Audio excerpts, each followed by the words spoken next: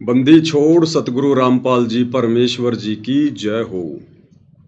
परम पिता परमात्मा सारी सृष्टि के सृजनहार कुल मालिक असंख्य ब्रह्मांडों के स्वामी जगत गुरु तीनों लोकों में प्रवेश करके सबका धारण पोषण करने वाले राजाधिराज आत्माधार नाथों के नाथ देवों के देव महादेव सर्वेश्वर महेश्वर मृत्युंजय अजरो अमर आदि अनादि सनातनी प्रभु जगत पिता जगदीश्वर श्री श्री 1008 की उपाधि के वास्तविक अधिकारी अकाल मूरत शब्द स्वरूपी राम वासुदेव सर्वगतम ब्रह्म परम पूज्य प्रथम पूज्य परम संत परम पुरुष परम धनी परम दयालु सत्य कबीर हक्का कबीर अल्लाहू अकबर बाखबर अल्लाह ताला जगत के तारणहार जगत के मुक्तिदाता जगत के जगन्नाथ हारे के सहारे हिंदुओं के राम मुसलमानों के अल्लाह सिखों के वाहिगुरु ईसाइयों के मसीह दया के सागर दया निधि करुणा के सागर करुणा निधि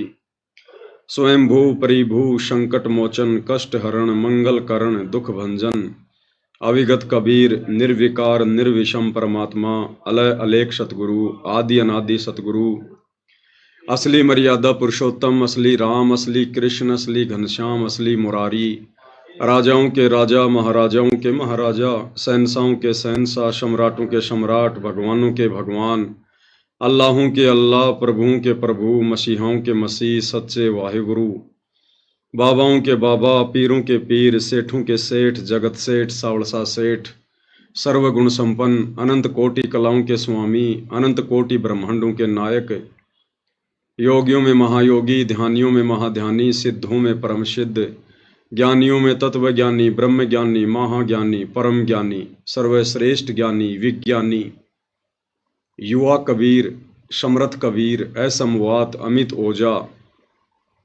सच्चे रहनुमा करीम अल्लाह सुभान अल्लाह दुनिया के अंतिम पैगंबर 8 सितंबर 1951 से गांव धनाना जिला सोनीपत हरियाणा भारतवर्ष की पावन भूमि पे प्रकट रियल कल्कि भगवान श्री नारायण साकार हरि श्री बाबा साहिब नूर अनंत परमात्मा सच्चे दरवेश सच्चे बाखबर संत शिरोमणि सतगुरु रामपाल जी परमेश्वर जी के चरण कमल में साध संगति से जुड़े हुए देश विदेश से आप और हम सभी सत्सेवक भाई बहनों का अनंत कोटि दंडवत प्रणाम।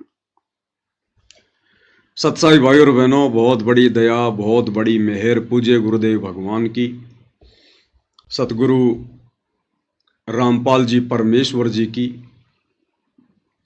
जिनके सानिध्य में उनके अमर तत्व ज्ञान को आधार बनाकर हर प्रकार से मर्यादाओं में रहकर संघर्ष करते हुए अपनी आत्मा के कल्याण हेतु दृढ़ता के साथ निरंतर भक्ति मार्ग पर आगे की ओर ही बढ़ रहे हैं। भाई और बहनों, इस वर्तमान घोर कलयुग में ये इतनी बड़ी रजा इस युवा अवस्था में बाल अवस्था में पूर्ण परमेश्वर की भक्ति शास्त्र अनुकूल शत भक्ति, जिस शास्त्र अनुकूल शत भक्ति को करते हुए ब्रह्मा विष्णु महेश भी डरते हैं, क्योंकि इस भक्ति को सफल बनाने के लिए जो नियम है जो मर्यादा है उनको निभाने के लिए जीव को जीवित ही मरना पड़ता है, जीवित ही लोक लाज से पीछे हटना पड़ता है, मान बड़ाई अहंकार दिखावे से पीछे हटना पड़ता है, राग द्वेष ईर्ष्या छल कपट निंदा इन सब से दूर हटना पड़ता है। नेक नीति ईमानदारी से हमने अपनी रोजी रोटी के लिए धंधा करना पड़ता है। किसी की भी आत्मा हमने शौपन में भी नहीं दुखानी होती है। किसी को ठगने का विचार शौपन में भी नहीं आना चाहिए। पर नारी को माँ बहन और बेटी की दृष्टि से देखना होता है। लड़ाई झगड़ों से दूर बैठना होता है। अपनी सुरती अपनी निरति अपना ध्यान अपने गुरुदेव के चरणों में रखना होता है और शरीर के प्रत्येक अंग का सदुपयोग, जैसे जिह्वा का उपयोग हमने सत्य भाषण करके सतगुरु के दिए गए मंत्रों का जाप करके सतगुरु की महिमा करके इसको सफल करना होता है, इसका सदुपयोग करना होता है। इन कानों से हमने ये दुनिया भर की निंदा चुगली नहीं सुननी होती है। ये दुनिया भर के फिल्मी गाने या अन्य ये जो अश्लील गाने हैं ये हमने नहीं सुनने होते हैं। यानी इतनी ढेर सारी मर्यादा, कदम कदम पर मर्यादा। तो इन मर्यादाओं को जिस दिन हम सही प्रकार से निभाने लग जाएंगे, उस दिन समझो हम संसार की तरफ से जीवित ही मर चुके हैं। और ये भाई और बहनों सबके बस की बात नहीं है। आदरणीय गरीबदास जी कहते हैं, सूली ऊपर सेज सुनो रे झुमकरा। यानी कबीर परमेश्वर की इस सत भक्ति को सफल करना ऐसा है जैसे सूली के ऊपर किसी ने अपनी सेज बिछा रखी हो। खांडे की धार है इस भक्ति को सफल करना। भक्ति तो हर कोई ले लेगा, भगत तो हर कोई बन जाएगा, कोई बड़ी बात नहीं है, बस नाम उपदेश लेना पड़ता है। हाथ में रक्षा सूत्र तो कोई भी बांध लेगा, गले में लॉकेट कोई भी लटका लेगा, लेकिन जब भक्ति को सफल करने की दिशा में आगे बढ़ने का समय आएगा तो अच्छे अच्छे सूरमा पीछे हट जाते हैं, अच्छे अच्छे सूरमा। तो भाई और बहनों, इस घोर कलयुग में सतगुरु की सत भक्ति और ऊपर से इसको सफल बनाने के लिए जिस कदर आप और हम सभी सत्सेवक भाई बहन निरंतर आगे बढ़ रहे हैं, ये कोई सामान्य बात नहीं है। आप और हमारे ऊपर गुरुदेव भगवान की कितनी रजा होगी, किस कदर उनकी दया दृष्टि होगी, हम इसका आंकलन भी नहीं कर सकते, आइडिया भी नहीं लगा सकते। जीव ये भक्ति कर ही नहीं सकता।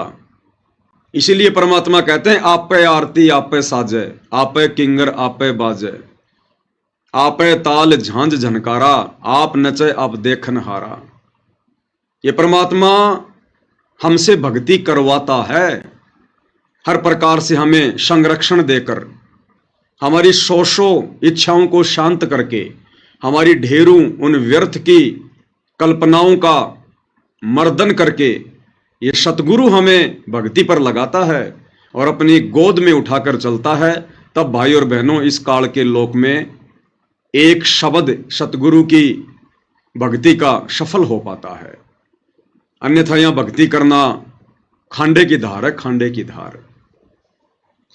और जब हम जीवात्मा इस भक्ति मार्ग पर आगे बढ़ते हैं तो काल पहले से कहीं अधिक सक्रिय हो जाता है, एक्टिव हो जाता है कि ये आत्माएं इस भक्ति को सफल ना कर लें, क्योंकि ये काल बली भाई और बहनों, ये आलू टमाटर गोभी मटर पनीर नहीं खाता, ये जोटे बकरे मुर्गे नहीं खाता। जो वस्तु खाने का इसको श्राप लगा है, उसके लिए इसने आप और हमें यहां पर भेड़ बकरियों की तरह पाल रखा है, जो सतगुरु ने हमें सृष्टि रचना के माध्यम से बताया। हम मनुष्य शरीरधारी आत्माएं, स्त्रियां पुरुष, जैसा भी भोजन करते हैं, सात्विक राजसी या तामसी, उसका जो अंश होता है, सूक्ष्म अंश, वो हमारे सूक्ष्म शरीर में जमा होता रहता है। जैसे कोई व्यक्ति शराब पीता है, अब शराब कोई पीने की चीज थोड़ी है। परमात्मा कहते हैं ये शराब, ये तमाकू, ये मनुष्य शरीर के अनुसार है ही नहीं। कोई भी व्यक्ति शुरुआत में इसको इतनी आसानी से स्वीकार नहीं करता है। जब पहली बार कोई व्यक्ति तंबाकू सेवन करता है, बीड़ी सिगरेट वगैरह पीता है, तो जिस कदर उसको खांसी आती है, आंखों से पानी गिरता है, उसका बुरा हाल हो जाता है, क्योंकि ये वस्तुएं हमारे शरीर की तासीर के अनुसार नहीं है, हमारे शरीर की प्रकृति के अनुसार नहीं है। शराब पहली बार जब कोई व्यक्ति पीता है तो कैसे नाक को बीच कर और बड़ी मुश्किल से मन मार के एक आध घूंट शराब की लेता है, वो कितनी कड़वी होती है। लेकिन धीरे धीरे धीरे धीरे ये काल फिर उसको आदी बना देता है। तो ये चीजें हमारे शरीर की प्रकृति के अनुसार नहीं है, फिर भी इंसान पी रहा है, खा रहा है। मांस भक्षण, शुरुआत में कोई भी आदमी इतनी आसानी से मांस नहीं खाता, बड़ी घृणा आती है, लेकिन धीरे धीरे आदी हो जाता है। ये जबरदस्ती बाई फोर्स काल करवाता है, क्योंकि काल को यही तो खाने का आदेश मिला हुआ है। सूक्ष्म शरीर की वासना, सूक्ष्म शरीर का मैल, सूक्ष्म शरीर की गंध, जो ये आप और हमारे से इस प्रकार की बुराइयां करवाकर, विषय विकारों में धकेल कर, नशे करवाकर, शराब पिलाकर और हमारे सूक्ष्म शरीर में वासना जमा करता रहता है।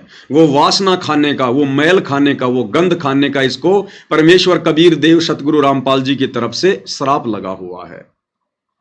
तो ये जबरदस्ती करवाता है। और इसी प्रकार भाइयों और बहनों, अब वर्तमान में जो ये भक्ति का पीक टाइम है, प्राइम टाइम है, कलयुग की बिचली पीढ़ी है, सतगुरु दिन रात मेहनत कर रहे हैं। 30 वर्षों से वर्णनीय संघर्ष किया है हमें समझाने के लिए सत्संग करके। तो ये भक्ति का प्राइम टाइम है, कलयुग की बिचली पीढ़ी। और जब इस मार्ग की शुरुआत हुई सन 1994 में, जब कबीर देव ने, सतगुरु रामपाल जी ने अपने यथार्थ 13वें कबीर पंथ की शुरुआत की, उसके बाद से काल पूरी तरह से बौखला गया। इसको चिंता होने लगी कि अब मेरा भोजन मेरे मुख से निकलेगा। तो भाई यहां तो आसानी से एक बिल्ली भी अपने भोजन को नहीं छोड़ती है, एक कुत्ता भी अपने भोजन को नहीं छोड़ता है जब उसके दांत तले हो। तो काल इतनी आसानी से कैसे छोड़ेगा आप और हमें? वो तो हर संभव अपने भोजन को बचाएगा, प्रयास करेगा। तो काल सन 1994 से ही एक्टिव है। और जैसे जैसे ये मार्ग आगे बढ़ता गया, काल को उतनी चिंता होने लगी, उतनी फिक्र होने लगी, और हर संभव प्रयास में लगा रहा। आत्माओं को डगमग किया जाए, उनके मन में शंका पैदा की जाए, संदेह पैदा किया जाए, गुरु मर्यादा तुड़वाई जाए, गुरु वचन की अवहेलना करवाई जाए, भक्ति विधिवत ना कर पाए कोई जीव, इसके लिए उसको व्यस्त किया जाए, उसके मन में सौ शंकाएं पैदा की जाए। तो ये अपना प्रयास पूरी तरह से कर रहा है। और अब तो भाइयों और बहनों, वो समय आ गया है जिस समय काल पूरी तरह से बौखलाया हुआ है, विशेषकर सन 2014 से। और काल पूरी तरह से एक्टिव हो चुका है, अपने अनेकों रूप बनाकर सतगुरु रामपाल जी परमेश्वर जी की संगत में जो भगत भाई बहन मर्यादा तोड़कर भक्ति करने का, भगत बनने का दिखावा कर रहे हैं, ढोंग कर रहे हैं, सूक्ष्म रूप में उनके हृदय में बैठा है, उनकी बुद्धि पर सवार है, और अन्य भगत भाई बहनों की भी मर्यादा तुड़वा रहा है, उनको भी भ्रमित करवा रहा है।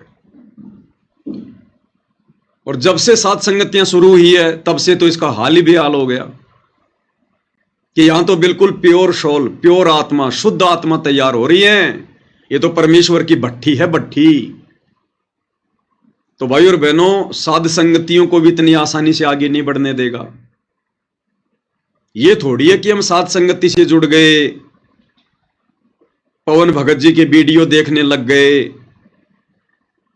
गुरु जी की आरती उतारने लग गए, गुरु जी को भोग लगाने लग गए, तो बस हमारा तो हो गया बेड़ा पार। इस वहम में ना रहना भाई और बहनों। अंतिम श्वास तक हमने इसी प्रकार से जागरूक रहना पड़ेगा। परमात्मा कहते हैं, पाकी फसल देखकर गरबैयो मत किसान, अभी तो झोले बहुत हैं भाई, घर आ ले तब जान। किसान यदि अपने खेत में पकी हुई फसल को देखकर अभिमान करता है, घमंड करता है कि अब की बार तो मेरे जैसी फसल किसी की भी नहीं है, और अब की बार तो बढ़िया मकान बनाऊंगा, बच्चों की शादी करूंगा, फ्रिज लेके आऊंगा, मकान में एसी लगाऊंगा, मोटरसाइकिल लेके आऊंगा, अब की बार तो मेरे खेतों में जबरदस्त फसल लहरा रही है। तो परमेश्वर उस किसान का उदाहरण देकर आप और हमें भक्ति मार्ग पर समझा रहे हैं कि उस किसान को अभिमान नहीं करना चाहिए खेत में खड़ी हुई फसल को देखकर। अभी तो झोले बहुत हैं भाई, घर आ ले तब जान। अभी तो ना जाने कब आंधी चल जाए, कब भयंकर बारिश हो जाए, कब ओले गिर जाएं, कब क्या भूकंप आ जाए। जब तक वो फसल कट पिट के निकल कर और उनको बोरियों में और उनको उन कट्टों में बांध कर जब तक तू अपने घर पर ना रख ले, तब तक भाई तेरे को सचेत रहने की आवश्यकता है। तो भाई और बहनों, इसी प्रकार इस सत भक्ति मार्ग पर, ठीक है, परमेश्वर ने हमें सत्य मिशन से जोड़ दिया, सत्य मार्ग से जोड़ दिया, साध संगति से जोड़ दिया। क्योंकि परमात्मा कहते हैं, साध की संगत सतगुरु की सेवा, अजर अमर घर पावे, और कहे कबीर सुनो रे गोरख, हम सबको तत्व भेद लखावे। लेकिन यहां पर तो पहले से भी ज्यादा सावधानियां बरतनी पड़ेंगी इस भक्ति को सफल करने के लिए। तो वर्तमान में भाइयों और बहनों कुछ एक घटनाएं जो दास के सामने आई है, परमात्मा की प्रेरणा से मेरी सेवा है, मेरी ड्यूटी है, हल्का फुल्का मैं आपको जानकारी दे दूं, आपको मैं परिचित करवा दूं ताकि आप धोखा खाने से बचें। तो दास के पास में फेसबुक पर कुछ पोस्ट आ रही हैं इस प्रकार की जो आप स्क्रीन पर देख रहे हैं। अब देखो आजकल मानव धर्मी भी बहुत हो गए, हजारों की संख्या में हो गए। दास तो हम सब थे ही पहले, और अब मानव धर्मी भी बहुत हो गए, और ये लोगो लगाने वालों की भी संख्या बहुत ज्यादा बढ़ गई है। अब पता ही नहीं चल पा रहा कौन मर्यादा में है और कौन मर्यादा में नहीं है, क्योंकि ये काल का लोग है, यहां पर नकलची लोग ज्यादा होते हैं, देखा देखी करने वाले ज्यादा होते हैं। तो दास के पास में इस प्रकार की पोस्ट एक दो भक्तों ने व्हाट्सएप पर भेजी है, और वो कह रहे हैं कि भगत जी, कुछ एक भगत हैं कर्नाटक साइड से, कर्नाटक के बीजापुर बताया कि वहां से कुछ एक भगत हैं जो अपना मनमाना आचरण संगत में फैला रहे हैं, और वो लोग ये कुप्रचार कर रहे हैं कि 8 सितंबर को सतगुरु रामपाल जी हमारे घर पर आएंगे, विमान लेकर आएंगे और हमें सह शरीर सतलोक लेकर जाएंगे। और जिन जिन भगत भाई बहनों को सतलोक जाना है, सतलोक नहीं, गलती हो गई मुझ पवन दास की, कान पकड़ के माफी मांगता हूं भाई, अनामी लोक लेकर जाएंगे, डायरेक्ट अनामी लोक, सर्वश्रेष्ठ जगह पर, कि हमें अनामी लोक लेकर जाएंगे सतगुरु रामपाल जी।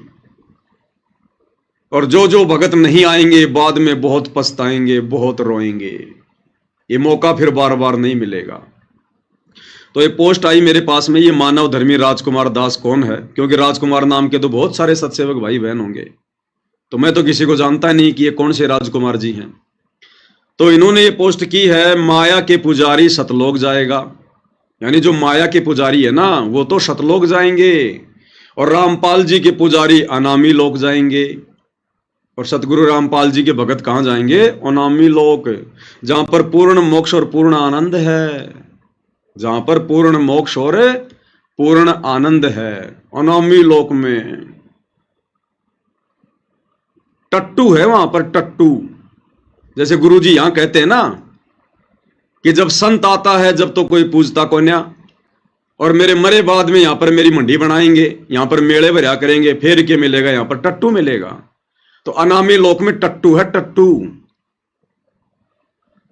अकल के अंधो, क्या खाक सत्संग सुने तुम लोगों ने गुरुदेव भगवान के? क्यों अपने नाम के आगे भगत लगा रहे हो, मानव धर्मी लगा रहे हो, सत्सेवक लगा रहे हो? जिन जिन लोगों के इस प्रकार के विचार हैं वो दुनिया के सबसे बड़े गधे हैं, सबसे बड़े गधे। वो तो सतलोक आश्रम वालों से भी गिरे हुए हैं, गिरे हुए, मंदबुद्धि। अनामी लोक जाओगे, क्या है अनामी लोक में? क्या सत्संग सुने तुमने? अनामी लोक में सृष्टि है क्या? अरे परमात्मा क्या कहते हैं, लोक अनामी जावेगी वहां कोन्या मिले चौबारे, चौबारे यानी मकान, महल। अनामी लोक में सृष्टि नहीं है। लोक अनामी जावेगी वहां कोन्या मिले चौबारे, आत्मा और परमात्मा वहां कोन्या रहते न्यारे। यानी उस अनामी लोक में जाने के बाद में परमात्मा आत्मा का अस्तित्व सदा सदा के लिए समाप्त कर देता है। फिर आनंद क्या खाक भोगोगे तुम? जिस शब्द से परमेश्वर ने हमें प्रथम बार सतलोक में उत्पन्न किया था, उसी शब्द में परमात्मा अनामी लोक में ले जाकर आत्मा को वापस अपने शरीर में समा लेता है। फिर क्या खाक आनंद मनाओगे तुम वहां पर? टट्टू आनंद लोगे तुम वहां पर? अनामी लोक में केवल परमेश्वर अकेले रहते हैं, केवल परमेश्वर अकेले, और उनका जो रूप है वो निराकार और साकार से भी भिन्न है। ना उनको आकार में कह सकते, ना उनको साकार में कह सकते। निराकार और साकार से भिन्न जो अवस्था है उसमें रहते हैं परमात्मा, कबीर देव, सतगुरु रामपाल जी, सिर्फ अकेले। वहां सृष्टि नहीं है। सुना तुमने कभी किसी सत्संग में सृष्टि रचना में? कि अनामी लोक में सृष्टि है। अरे वाणी क्या कह रही है? लोक अनामी जावे गावा कोन्या मिले चौबारे। चौबारे यानी महल, वहां सृष्टि नहीं है। सृष्टि केवल नीचे के 3 लोकों में है। और सात संगति के माध्यम से जब वीडियो बन रहे थे पुस्तकों के ऊपर, तो भक्ति और भगवान पुस्तक में परमात्मा ने हमें क्या बताया कि जिस आत्मा को परमात्मा ने एक बार उत्पन्न कर दिया, और जिन लोकों को परमात्मा ने एक बार उत्पन्न कर दिया, अनामी लोक से नीचे के 3 लोक जिनको परमेश्वर ने उत्पन्न किया है, उनको परमात्मा कभी भी नष्ट नहीं करेगा। यानी आत्मा को परमात्मा कभी अनामी लोक लेकर ही नहीं जाएगा। ये परमेश्वर का वचन है। आत्मा को परमात्मा ने अजरो अमर कहा है, अविनाशी कहा है। तो एक तरफ तो परमात्मा ने आत्मा को अविनाशी कह दिया, फिर अविनाशी आत्मा को परमात्मा नष्ट कैसे करेगा भाई? फिर तो भगवान का वचन ही झूठा हो गया। इसलिए गुरुदेव ने उस पुस्तक में बताया कि परमेश्वर ने नीचे के 4 लोकों को, यानी जो अनामी लोक है वो तो है ही है अविनाशी, और जो नीचे के 3 लोक परमात्मा ने जो और रचे, अगम लोक, अलख लोक और शतलोक, इनको भी परमात्मा ने अजरो अमर बनाया है, अविनाशी की संज्ञा दी है, और आत्मा भी अविनाशी। तो ये नीचे के 3 लोक यानी टोटल 4 लोक मान लो, और ये जितनी भी आत्माएं परमात्मा ने उत्पन्न की हैं, इनको परमात्मा कभी भी नष्ट नहीं करेगा, कभी भी। ये अखंड हैं। अब यहां से जाने के बाद फिर हम कभी भी, और परमेश्वर की सृष्टि तो कभी नष्ट होती नहीं, अविनाशी उसी को कहते हैं।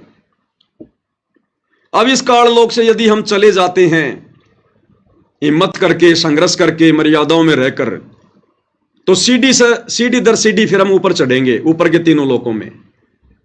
पहले शतलोक में, फिर अलख लोक में, फिर अनामी लोक में। वो लोक परमात्मा कभी भी विनाश में नहीं लेके आएगा, अखंड है वो।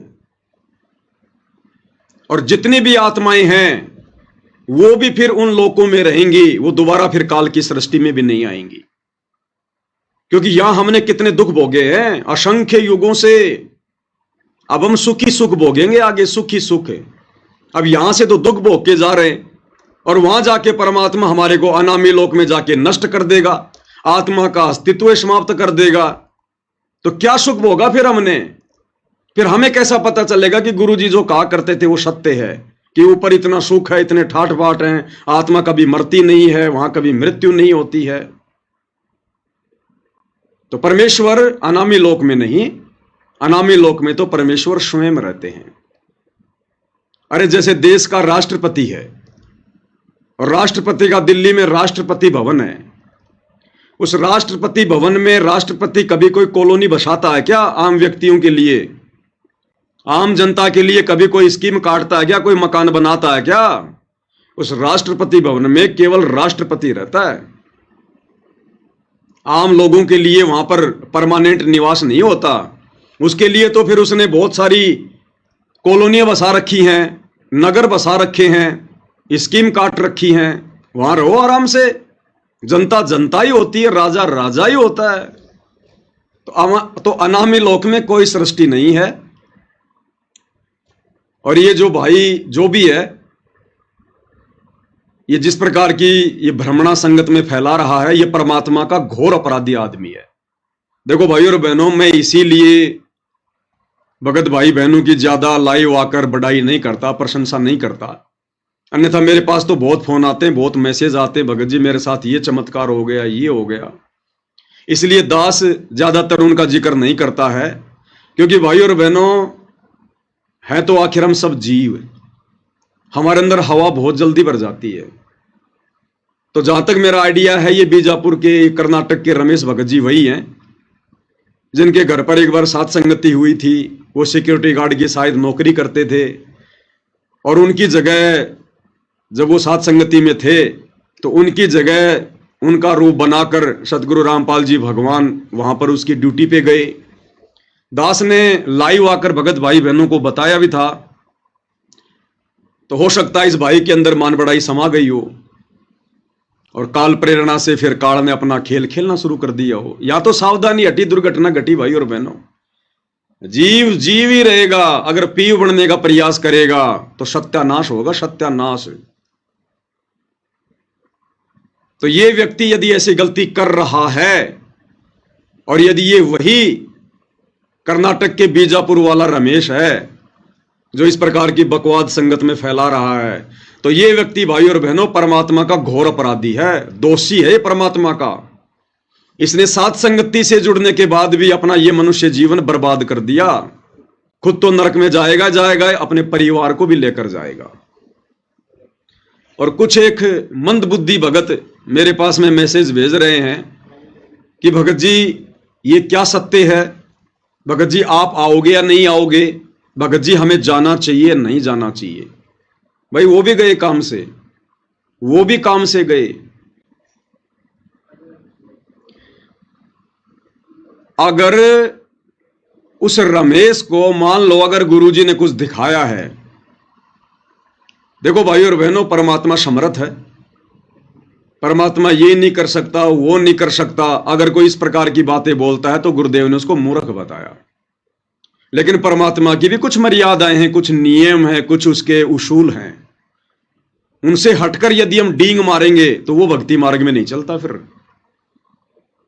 परमात्मा तो समर्थ है, कुछ भी कर सकता है, वो तो कहीं से भी किसी को लेकर जा सकता है, नो डाउट।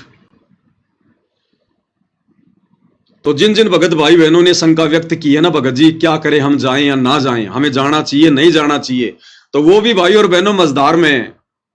जो व्यक्ति सात संगति से जुड़ने के बाद भी इन छोटी मोटी घटनाओं का निर्णय स्वयं नहीं कर रहा है, वो भी मंदबुद्धि है, उसकी भी मर्यादा खंडित है।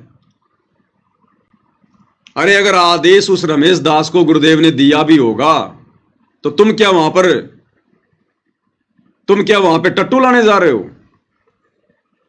जब तुम्हें ले जाना होगा तो परमात्मा तुम्हें भी सूचना भेज देगा। अगर उस रमेश दास को उसके अनुसार गुरुजी ने आकर कहा है कि बेटा 8 सितंबर को तैयार रहना, मैं विमान लेके आऊंगा और तेरे को डायरेक्ट अनामी लोक में लेकर जाऊंगा, तो बाकी क्यों अपने ऐसी तैसी करवा रहे हो? वहां जाकर तुम्हें क्या मिलेगा? तुम्हारे लिए हुआ क्या आदेश है? तुम्हें आदेश दिया गया है क्या? तुम क्यों भेड़ चाल में भग रहे हो? तुम क्यों देखा देखी में भग रहे हो? तो जिस व्यक्ति ने इस ज्ञान विरुद्ध इस पोस्ट को पढ़कर अगर मन में भी धारणा बना ली कि मैं जाऊंगा, जिसके मन में इतना भी दोष आ गया, विचार आ गया, वो व्यक्ति भी इस जन्म में मोक्ष प्राप्त नहीं कर सकता। ये परीक्षा चल रही है हमारी कदम कदम पे। अभी देखा नहीं तुमने इस हार में किस प्रकार से परमात्मा ठोक ठोक के परीक्षा ले रहा है? तो ये परीक्षा ही है ये वाली भी, जो ये पोस्ट आई है संगत में। ये पाखंड, ये आडंबर, ये ढोंग, ये षड्यंत्र, ये काल अब कदम कदम पे रचेगा। दास बहुत पहले कह चुका है भाई और बहनों, अब हम साथ संगति में उस दौर से गुजर रहे हैं, यहां पर जरा भी त्रुटि परमात्मा को पसंद नहीं होगी, जरा भी त्रुटि। और जरूर इस व्यक्ति ने कोई ना कोई गलती करी है, मर्यादा तोड़ी है, और ये काल ने अपना खेल खेला इसके साथ में। काल ने, क्योंकि काल ने भी तो अनामी लोक बना रखा है। अरे काल ने भी तो यहां पर नकली अनामी लोक, नकली अगम लोक, नकली सतलोक बना रखे हैं ना। तो ये काल खेल खेल रहा है उसके साथ में काल, क्योंकि परमात्मा काल को इजाजत दे देगा तो फिर वो अपने बाप का रूप बना लेगा, वैसे नहीं बना सकता। जब उसने अपने भाई जोगजीत का रूप बनाने के लिए भी उसकी आज्ञा मांगी, तो परमात्मा का कैसे बना लेगा? गुरुदेव भगवान का। हाँ, परमात्मा आदेश दे सकते हैं हम भक्तों की परीक्षा के लिए कि देख ले भाई मेरा रूप बना के। या फिर काल हो सकता है अपने रूप में आया हो, किसी और रूप में आया हो, और सतगुरु रामपाल जी भगवान ने उसका रूप चेंज कर दिया हो, अपना रूप बना दिया हो। उस काल को भी दिखाई नहीं दे रहा कि मेरा क्या रूप दिखाई दे रहा है, और भगत को भी वो गुरु जी का रूप दिखाई देगा, क्योंकि समर्थ तो सतगुरु है ना। सतगुरु जो चाहे सो कर ही। भाई ये कदम कदम पे परीक्षा होंगी हमारी। गुरुदेव भगवान कहते हैं सतलोक जाना कोई बच्चों का खेल नहीं है, कोई वो खाला का घर नहीं है, बरवाड़े का बस अड्डा नहीं है जो तुम पकड़ के रिक्शा पहुंच जाओगे। जोटा लगेगा, जोटा जोर लगेगा। अनामी लोक में जाएंगे। इस काल लोक में तो कुकर्मों में तुम सड़े पड़े हो अभी तक, और अनामी लोक जाओगे तुम। पहले सतलोक तो जा लो एक बार, अनामी लोग जाएंगे ये सीधे। इतने अच्छे कर्म हो गए तुम्हारे, अनामी लोग जाओगे और क्या करोगे? वहां जाके मिट्टी में मिट्टी मिलना है? क्या करोगे जब भगवान ने मना कर दिया कि अनामी लोक में मैं किसी को लेकर ही नहीं जाता, लेकर ही नहीं जाता किसी को। और कई बार जो परमात्मा ने ये अनामी लोक का जो ये जिक्र किया है, तो गुरुदेव ने बाद में बताया कि अनामी लोक भी सतलोक को कहते हैं। यानी जिसके विषय में कोई कह नहीं सकता, कोई जान नहीं सकता, आज तक किसी ने बताया नहीं, उसको कहते हैं अकय लोक। अब आम भगत तो सोच लेते हैं कि ये जो अकय लोक है ये तो अनामी लोक के लिए है। आज से पहले हमें सतलोक की जानकारी, अगम लोक की जानकारी, अलख लोक की जानकारी दी किसी ने? तो इस काल लोक की सृष्टि में ऊपर के चारों लोक ये अनामी लोक हैं, ये अकय लोक हैं जिनके विषय में कभी कोई कुछ कह नहीं सकता। वहां की सुख सुविधाओं के विषय में कोई वर्णन नहीं कर सकता, इसलिए चारों लोकों को अनामी लोक कहा जाता है, चारों लोकों को अकय लोक कहा जाता है। उनके बारे में पहले कभी किसी ने कुछ कहा ही नहीं, कोई जानता ही नहीं था तो कहेगा क्या, इसलिए उनको अकय लोक कहा जाता है। अब सत्संग तो तुम ध्यान से सुनते नहीं, तो काल तो सिर पर बैठेगा भाई, बकवा तो करवाएगा ना। और जिन जिन भगत भाई बहनों के मन में भी अगर आ चुकी है, अगर मन में भी आ चुकी है कि मैं जाऊंगा, अब भले वो मेरा ये वीडियो देख के वो रुक जाए, लेकिन इस वीडियो को देखने से पहले यदि उसके मन में आ चुका है कि मैं जाऊंगा, वो इस जन्म में सतलोक नहीं जा सकता। लिख लेना भाई, किसी डायरी में नोट कर लेना, इस जन्म में वो दुष्ट आत्मा सत्सेवक होकर भी सतलोक नहीं जाएगा।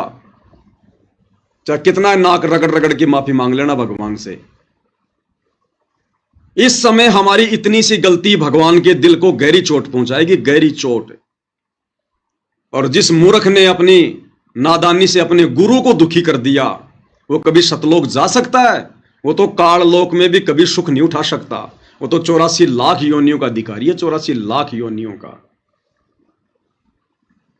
अरे फिर ये धोखेबाज भगवान हो गया, फिर सतगुरु रामपाल जी तो धोखेबाज हो गया। फिर जो अकेले रमेश दास को आकर कह रहा है कि तुझे सहशरीर सतलोक ले जाके जाऊंगा, बाकी भाई बहनों को बुला लो।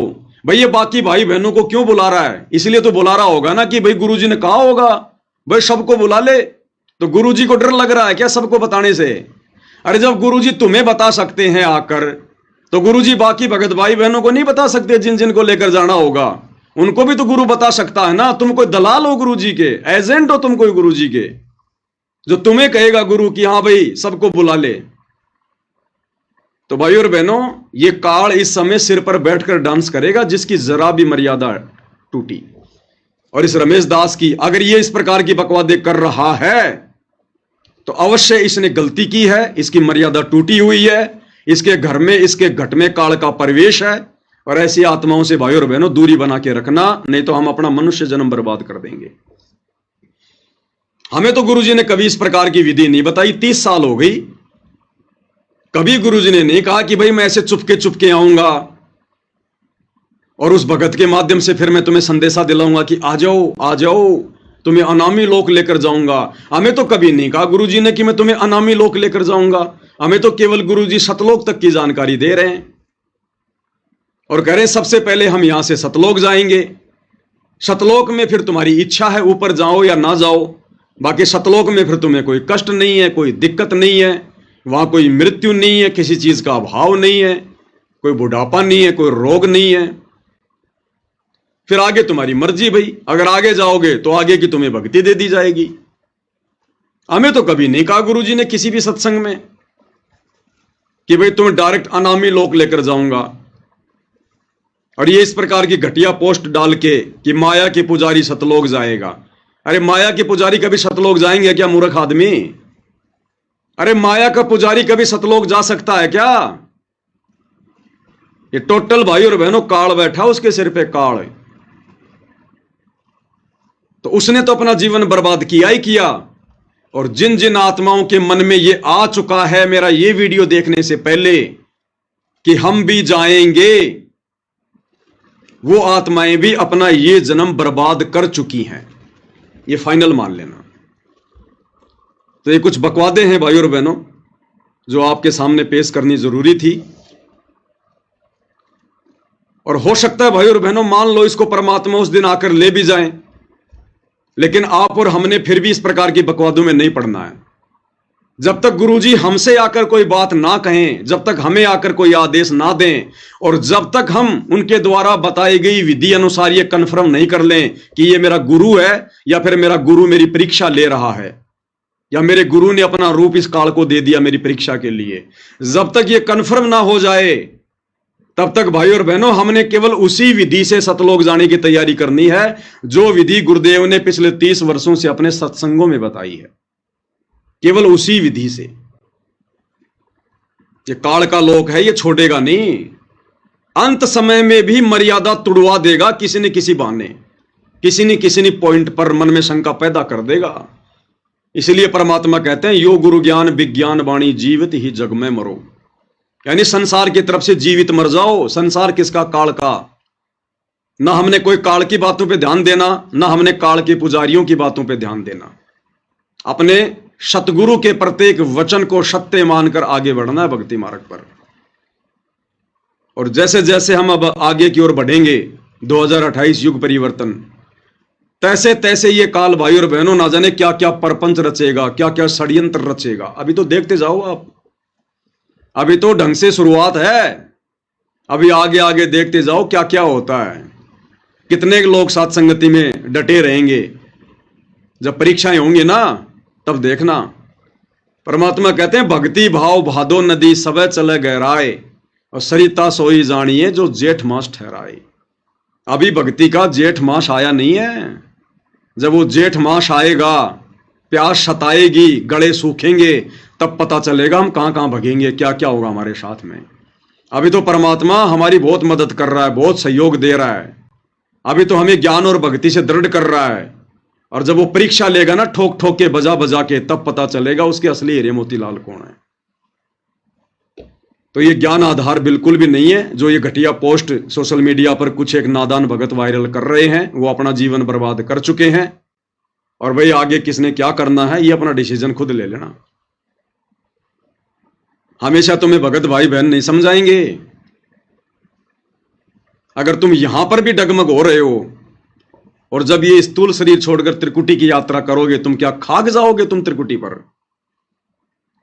14 करोड़ तो छोड़ो, तुम्हें एक भी यम का दूध दिखाई दे गया तुम्हारी टट्टी पेशाब निकल जाएगी। अगर तुम्हारी यही अगर तुम्हारी अज्ञानता रही तो भाई अपना अपना स्टैंड क्लियर कर लेना। उसके बाद भाई और बहनों दूसरी जो घटना है, एक ये पीला पर्चा है, आप सभी भगत भाई बहनों के सामने है। सतलोक आश्रम मैनेजमेंट हरियाणा ने इसको 15 अगस्त 2025 को वायरल किया है, क्योंकि गुरुदेव भगवान के आशीर्वाद से जब दास 12 अगस्त 2025 को अपने 2 भगत भाइयों के साथ मनोज दास और मुकेश दास के साथ अपनी इशार की तारीख पर गया था, और जिस प्रकार वहां सतलोक आश्रम मैनेजमेंट हरियाणा के मीडिया प्रभारी डॉक्टर चांद राठी और बसंत सैनी गांव गांद्रा जिला रोहतक हरियाणा वाले ने जो ज्ञान विरुद्ध निंदनीय घटिया हरकत की है, कुछ भक्तों को साथ में लेकर एक किराए की लड़की लाकर, उस घटना के बाद में उस पेट्रोल पंप से दास ने जो सीसीटीवी वीडियो लिया और दास ने जब उसको दास के फेसबुक पेज पवन दास इस लाइव के ऊपर डाला, तो गुरुदेव भगवान के आशीर्वाद से आज तीसरा ही दिन है और तीसरे दिन में कम से कम 60 लाख लोगों ने देख लिया। 60 लाख लोगों ने, बड़ी तेजी से वो वीडियो वायरल हुआ मालिक के आशीर्वाद से। तो मैनेजमेंट हरियाणा पूरी तरह से बौखला रहा है। इनका मानसिक संतुलन दिन ब दिन बिगड़ता जा रहा है, क्योंकि भक्ति के ये निकट भी नहीं है। बकवाद काल इनसे जी भर के करवा रहा है। सतगुरु का आशीर्वाद इनके सिर से हट चुका है। अब ये भी अपनी अंतिम यात्रा की तरफ है, अंतिम यात्रा की तरफ। इनको बकवादों के अलावा कुछ भी नहीं सूझेगा अब आगे आगे, और ऐसे ही इन लोगों का सत्यानाश होगा धीरे धीरे मालिक के विधान अनुसार। तो इन्होंने आनन फानन में एक पीला पर्चा निकाला है। मुझे तो हंसी आई भाई और बहनों इसको पढ़ के। मान न मान मैं तेरा मेहमान, जबरदस्ती के पीले पर्चे निकाल रहे हैं, जबरदस्ती के। और क्या लिखा है, दिनांक 15 अगस्त 2025, समय 9:40 रात्रि। सभी भगतात्माओं से प्रार्थना है कि सतगुरुदेव जी का आदेश आया है। बिना सतगुरु के आदेश के तो ये बाथरूम करने भी नहीं जाते, इतने आज्ञाकारी हैं आश्रम वाले। बिना सतगुरु की आज्ञा के तो ये पैंट के नीचे ये चड्डी भी नहीं पहनते। पहले गुरुजी से पूछते हैं कि गुरुजी आज मैं कौन सी चड्डी पहनूं। इतने आज्ञाकारी भगत हैं ये। तो कह रहे हैं गुरुदेव का आदेश आया है। अब बताओ गुरुजी को कैसे पता चला? भाई गुरुजी तो जेल में बैठे हुए हैं। अरे गुरुजी तो जेल में बैठे हुए हैं। अब जेल में ना तो मोबाइल की व्यवस्था होती है ना कुछ और, तो गुरुजी को कैसे पता चल गया? कहते गुरुजी का आदेश आया है। भाई गुरुजी कोई भी बात बताएंगे तो इसी आधार पर बताएंगे कि मेरे को मेरे परिवार ने बताई हो या जो भगत मिलाई पर जाता है उसने बताई हो। उस आधार से फिर गुरुजी आदेश दे सकते हैं, अन्यथा गुरुजी को क्या पता? बताओ भाई। गुरुजी तो एक आम संत की लीला कर रहे हैं, वे तो अंतर्यामी हैं, जानी जान है, लेकिन अपनी शक्तियों का परमात्मा तुम नालायकों की तरह दुरुपयोग नहीं करते। तो गुरुजी को किसने बताया होगा? गुरुजी के परिवार ने बताया होगा, जो मिलाई पर जाते हैं उन्होंने बताया होगा। तो आदेश ये गुरुजी का कहां हो गया? आदेश तो मिलाई पर जाने वाले भक्तों का है, जो उन्होंने गुरुजी को आदेश दिया। उन्होंने गुरुजी को आदेश दिया कि गुरुजी अब तुम भी ऐसा ही आदेश दे दो जो हमने आपको बताया है। तो कह रहे गुरुजी का आदेश आया है। क्या आदेश है? सतगुरुदेव जी का आदेश आया है कि गुरुद्रोहियों ने एक अन्नपूर्णा मुहिम संत रामपाल जी महाराज जी के सानिध्य में नामक व्हाट्सएप ग्रुप बनाया हुआ है। वे इस ग्रुप में भक्तों को जोड़ रहे हैं और फ्रॉड करके भक्तों से पैसे ले रहे हैं। अरे हम सत्सेवक तो थूकते हैं तुम्हारी अन्नपूर्णा मुहिम के पैसों पर, थूकते हैं। थूक के बताऊं क्या? अरे थूक के बताऊं क्या? ये परमात्मा की सेवा का कमरा, थूक नहीं सकता, नहीं तो अभी तुम्हें थूक के बताता। ये पवन दास और मेरे सत्सेवक भाई बहन जो परमेश्वर के प्रति समर्पित हैं, अरे सतलोक आश्रम मैनेजमेंट हरियाणा वालों, तुम्हारे भक्तों के और तुम्हारी ये अन्नपूर्णा मुहिम जैसी घटिया मुहिम के पैसों की तरफ हम तो थूकते भी नहीं है। ये हराम की कमाई, ये पाप की कमाई, ये झूठ और फरेब की कमाई, हम सत्सेवक तो पेशाब भी नहीं करते इसके ऊपर, पेशाब भी। वे इस ग्रुप में भक्तों को जोड़ रहे हैं और फ्रॉड करके पैसे ले रहे हैं। गुरु द्रोहियों द्वारा बनाए हुए इस प्रकार के किसी भी ग्रुप में किसी भी भगत आत्मा ने नहीं जुड़ना है। किसी भी व्हाट्सएप ग्रुप में जुड़ने के लिए किसी भी अपरिचित व्यक्ति का लिंक आता है तो जुड़ने से पहले अपने कोऑर्डिनेटर सेवादार से अवश्य संपर्क करें। कर लेना भैया, जैसा कह रहे हैं वैसा कर लेना। ना तो हम सत्सेवकों ने ऐसा कोई ग्रुप बनाया, ना हम ऐसा कोई ग्रुप बनाते, और ना ऐसी पाप की और आराम की कमाई जो गुरु का परिवार खा रहा है, ये सतलोक आश्रम मैनेजमेंट हरियाणा डकार रहा है। हम सत्सेवक तो थूकते भी नहीं है, ऐसी कमाई पर थूकते भी नहीं है। ये पीला पर्चा तो तुम लोगों ने अपनी वो जो है वो इज्जत बचाने के लिए कि अब हम क्या करें, ये वीडियो तो तेजी से वायरल हो गया, ये तो संगत में पहुंच गया, लोग आपस में चर्चाएं कर रहे हैं कि जिन आश्रमों में हम ज्योति पाठ और दान का पैसा दे रहे हैं वहां तो ऐसे ऐसे निकम्मे और कुकर्मी भगत बैठे हैं। हमारा पैसा तो इन कुपात्रों के कुकर्मियों के हाथ में जा रहा है, इनमें तो भगत का एक भी लक्षण नहीं है। ये तो जानवरों की तरह भगतों को मार रहे हैं और कहते हैं हमारे को सार नाम मिल गया, हमारे को सार शब्द मिल गया। अब संगत की आंखें खुल रही हैं, इनके पेट में दर्द हो रहा है, तो इस प्रकार की बकवाद मन गढ़ंत कहानियां लिख लिख कर भेज रहे हैं। फिर इसी का नीचे का दूसरा पर्चा है, उसमें इन्होंने क्या लिखा है, ये है, इसमें इन्होंने रेफरेंस दिया है अन्नपूर्णा मुहिम संत रामपाल जी महाराज के सानिध्य में बिना मेहनत के कमाई का सबसे बड़ा रहस्य 100% वैध और सुरक्षित घर पर रहें और इस कंपनी के प्लेटफॉर्म पर हमारे साथ निवेश करें। अपने मासिक वेतन पर निर्भर ना रहें। आपका मासिक वेतन आपको अमीर नहीं बनाएगा। शामिल हो, प्रक्रिया पर भरोसा करें, अपना पैसा यहां निवेश करें, हम पर नहीं। कृपया यहां घोटालेबाजों को स्वीकार ना करें। विश्वसनीय क्रिप्टो ट्रेडिंग निवेश कंपनी। निवेश योजना 5,500 का निवेश करें और 24 घंटों के भीतर 55,000 प्राप्त करें। 7,500 का निवेश करें और 24 घंटों के भीतर 75,000 कमाएं। हम थूकते हैं भाई ऐसे कमाई पर। इस परमेश्वर के ज्ञान को आधार बनाकर अपनी आत्मा के कल्याण को देखते हुए हम सत्सेवक भाई बहन तो अपनी नौकरियां तक छोड़ने को तैयार हैं कि हमने नहीं करनी ऐसी नौकरी जिस नौकरी में हमारा समय ज्यादा व्यर्थ बर्बाद हो रहा है, हमारे समाज से बर्बाद हो रही है। अरे सत्सेवक भाई बहन तो जो कमा रहे थे उसका भी आधा कर दिया। नौकरियां छोड़ छोड़ के अपना छोटा मोटा धंधा कर रहे हैं कि भक्ति करेंगे भक्ति। ये गुलामी करते हुए तो असंख्य युग हो गए, हमें असंख्य युग। और तुम क्या घटिया यहां पर ये प्रक्रिया भेज रहे हो कि सत्सेवकों ने ग्रुप बनाया है और रातों रात 5,000 रुपए लगाओगे तो 25,000 पाओगे, 7,500 लगाओगे तो 70,000 पाओगे।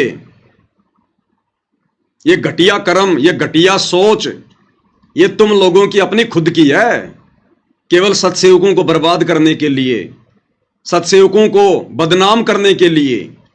तो ना तो हम भाई और बहनों बर्बाद होने वाले, क्योंकि जिसको आबाद करने वाला पूर्ण परमात्मा हो उसको बर्बाद कौन कर देगा।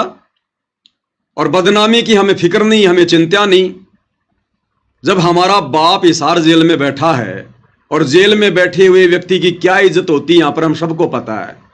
तो जब हमारा बाप बेइज्जत होकर दुनिया की नजरों में जेल में बैठा है तो हम गधे इस संसार में इज्जत प्राप्त करके 84 में जाएंगे क्या? हम सत्सेवक इज्जत के ठेकेदार नहीं हैं। तो ये घटिया और निंदनीय ये पीला पर्चा, और तो तुम्हारे पास में कोई है नहीं जवाब। बुद्धि पे तुम्हारे काल बैठा हुआ है। ये घटिया इल्जाम लगाने के सिवा क्या तुम्हारे पास में? अरे जब तुम हिसार में, वो तुम्हारा बसंत सैनी जो इन आश्रमों में पाठ करता है, जब वो एक किराए की लड़की पकड़ के ला सकता है मुझ पवन दास पर लड़की का झूठा आरोप लगाने के लिए, तो ये व्हाट्सएप पे ग्रुप बना बना के डालना, हमारे को बदनाम करने की साजिश करना, ये कौन सी बड़ी बात है? उस लड़की वाले कुक्रम के आगे तो ये कुछ भी नहीं है। चाहे दिन में 50 ग्रुप बना के और हम सत्सेवकों को तुम बदनाम करो। तो भाई और बहनों, जब इंसान का जब पतन होना शुरू हो जाता है ना तो उसकी बुद्धि काम करना छोड़ देती है, विनाशकालीन विपरीत बुद्धि हो जाती है उसकी। तो आगे आगे अब इन लोगों के साथ में यही होगा। और देख लेना भाई और बहनों इसका अंजाम, जो इन्होंने गुरुदेव भगवान की भक्ति और मर्यादाओं की 2014 के बाद से जो ये धज्जियां उड़ाई है ना, जो गुरुदेव भगवान की छाती पर इन्होंने जो ये कुठाराघात किया है ना, जितना दुख उनको दिया है, जितने आंसू उनकी आंखों से इन्होंने गिराए हैं, उसका परिणाम देख लेना भाई और बहनों। परमात्मा कुछ नहीं कहेगा लेकिन उनका विधान काम करेगा, उनका विधान। इनकी दुर्गति देखकर लोग भक्ति से किनारा कर लेंगे, भक्ति से किनारा। इनका वो समय आएगा थोड़े दिनों बाद में, ये काल चक्कर शुरू हो चुका है अब। तो ये इनकी मनमानी बकवाद है भाई और बहनों। आप सभी भाई बहनों को सूचित करना जरूरी होता है दास ने, क्योंकि दास की परमात्मा ने यही ड्यूटी लगाई है। अब भाई और बहनों, हम पूज्य गुरुदेव भगवान के सत्संगों के ऊपर चलते हैं, क्योंकि सत्संगों से हमें जानकारी मिलेगी और जानकारी से हम सावधान रहेंगे, अपनी मर्यादाओं को बचा पाएंगे, अपनी भक्ति को सफल कर पाएंगे। तो दास के पास में जो शॉर्ट वीडियो लगभग 1500 की संख्या में है, हम शॉर्ट वीडियो के ऊपर समझने का प्रयास करेंगे जो गुरुदेव भगवान हमें समझाना चाहते हैं। और परमेश्वर इस वीडियो में कह रहे हैं कि बच्चों, इस मां के पेट में ये प्राणी 9 महीने जो कष्ट भोगता है, ऊपर को पैर, नीचे को सिर और साथ में वो जठराग्नि, जिसके तापमान का कोई आइडिया नहीं है। लोहा पिघलाने की जो फैक्ट्री होती है ना, उससे भी सैकड़ों गुना ज्यादा तापमान इस परमेश्वर के द्वारा बनाए गए इस शरीर में जठराग्नि में होता है, जठराग्नि में। ये परमेश्वर की रचना है। तो परमात्मा कहते हैं कि 9 महीने ये आत्मा, ये जीव इतना भयंकर दुख भोगता है। सबसे बड़ा नरक कुंड मां का गर्भ है, मां का पेट, जहां हम सभी भगत भाई बहन, जब जब हमारे को ये मनुष्य जन्म मिलता है, हम ये कष्ट भोग कर बाहर निकलते हैं, कष्ट भोग कर बाहर। इसलिए परमात्मा कहते हैं अगर तुम पार नहीं हो पाओगे तो तुम्हें बारंबार नरक कुंड में गिरना पड़ेगा, नरक कुंड में। क्योंकि इस मनुष्य शरीर में एक ब्रह्मांड की पूरी रचना है, पूरी रचना। और एक ब्रह्मांड में इस काल ने स्वर्ग भी बना रखा है, नरक भी बना रखा है। तो हमने सब कुछ भोगना पड़ता है, सब कुछ। तो यदि हम मोक्ष प्राप्त नहीं करते हैं मनुष्य जन्म प्राप्त करके, भले हमारे को परमात्मा 84 में ना भेजे, देखो 84 में भेजना ना भेजना, इसके पीछे भी एक रहस्य होता है। जैसे गुरुदेव भगवान अपने कई सत्संगों में जिक्र करते हैं कि बच्चों, यदि तुमने एक बार उपदेश ले लिया और जब तुम्हें सतनाम मिल जाता है, सतनाम मिलने के बाद यदि तुम्हारी मृत्यु भी हो जाती है या तुम्हारा मोक्ष नहीं हो पाता है, तो तुम 84 लाख योनियों में नहीं जाओगे, बारंबार तुम्हें मनुष्य जन्म प्राप्त होंगे। अब इसके पीछे भी भाई और बहनों कुछ नियम हैं। हर भगत को सतनाम लेने के बाद यदि पार नहीं हुआ तो केवल मनुष्य जन्म ही नहीं मिलेंगे, वो 84 में भी जाएगा। नियम क्या है? 84 में तो वो भगत नहीं जाएगा जो भक्ति करते करते भी, गुरु में श्रद्धा रखते रखते भी, जो किसी कारण से रह गया, उसका पैर फिसल गया, उसने सतनाम भी ले लिया, सारनाम भी ले लिया, लेकिन किसी न किसी पॉइंट पर वो रह गया। अगर वो गुरुद्रोही नहीं होता है, अगर वो गुरु की निंदा चुगली नहीं करता है, अगर वो विशेष कोई बकवाद नहीं करता है, तो फिर परमात्मा उस आत्मा को जल्दी से 84 में नहीं जाने देता, जल्दी से नहीं जाने देता। बारंबार उसको मनुष्य जन्म मिलेंगे, परमात्मा उसकी बैटरी चार्ज करता रहेगा। और जिस भगत ने इस सत्संग को सुनकर कि सतनाम तो मेरे को मिल ही गया, सार नाम तो मुझे मिल ही गया, और गुरु जी का आदेश है कि जिसने एक बार सतनाम ले लिया, सार नाम ले लिया, और अगर इस कलयुग की पिछली पीढ़ी में पार नहीं हुआ तो वो 84 में नहीं जाएगा। और वो नादान सोच ले कि अब 84 में तो मैं जाऊंगा ही नहीं, और पार हो ना हूं फिर क्या फर्क पड़ता है, बार बार मनुष्य जन्म प्राप्त करूंगा, 84 में तो जाना नहीं। जिसने अपने मन में यह सोचकर भक्ति को हल्के में ले लिया कि 84 में तो जाना ही नहीं है, फिर कभी पार हो जाएंगे, वो फिर निश्चित 84 में जाएगा। क्योंकि वो जानबूझ के सांची तज रहा है, वो जानबूझ के गलती कर रहा हो। और एक वो व्यक्ति जो भक्ति करते करते सतनाम लेकर, सारनाम लेकर जो गुरुद्रोही हो जाता है, जो गुरुद्रोही हो जाता है। अब गुरुद्रोही का मतलब ये नहीं है कि गुरु जी के पीछे लेकर डंडा पड़ जाए, या गुरु जी को सरेआम रोड पे खड़ा होकर गालियां निकालने लग जाए, या गुरु जी की जो है बुराई करने लग जाए, वो ही गुरुद्रोही होता है। ये सारे उदाहरण दे रखे हैं गुरुदेव ने। कमाल को गुरुदेव ने गुरुद्रोही की संज्ञा दी, गुरुद्रोही की। अब बताओ भाई और बहनों, कमाल ने कब गुरु जी को गालियां दी, कब गुरु जी की निंदा करी, बताइए? लेकिन वो भी गुरुद्रोही, लेकिन उसने वो काम कर दिया, परमेश्वर की आत्माओं को परमेश्वर से दूर कर दिया, उसने सबकी मर्यादाएं खंडित करवा दी, और अंत में वो गुरुद्रोही कहलाया। वो 84 में जाएगा। और उस कमाल वाला काम वर्तमान में गुरु जी का परिवार कर रहा है, ये कोऑर्डिनेटर कर रहे हैं, ये नामदान संचालक कर रहे हैं, ये बसंत सैनी जैसे लोग कर रहे हैं उसी कमाल वाला काम। अरे कमाल ने तो कभी गुरु जी को गालियां नहीं दी, फिर भी गुरुद्रोही। गालियां ये मैनेजमेंट वाले भी नहीं दे रहे, लेकिन फिर भी ये गुरुद्रोही हैं, क्योंकि इनकी नीच हरकतों से ये दुनिया वाले गुरु जी को गालियां दे रहे हैं। इन्होंने 2019 में गुरुदेव भगवान की मर्यादाओं के विरुद्ध खड़ा होकर काल प्रेरणा से पूरी संगत को यह आदेश बता दिया कि गुरु जी का आदेश है, हमने बीजेपी को हराना है और कांग्रेस को जिताना है।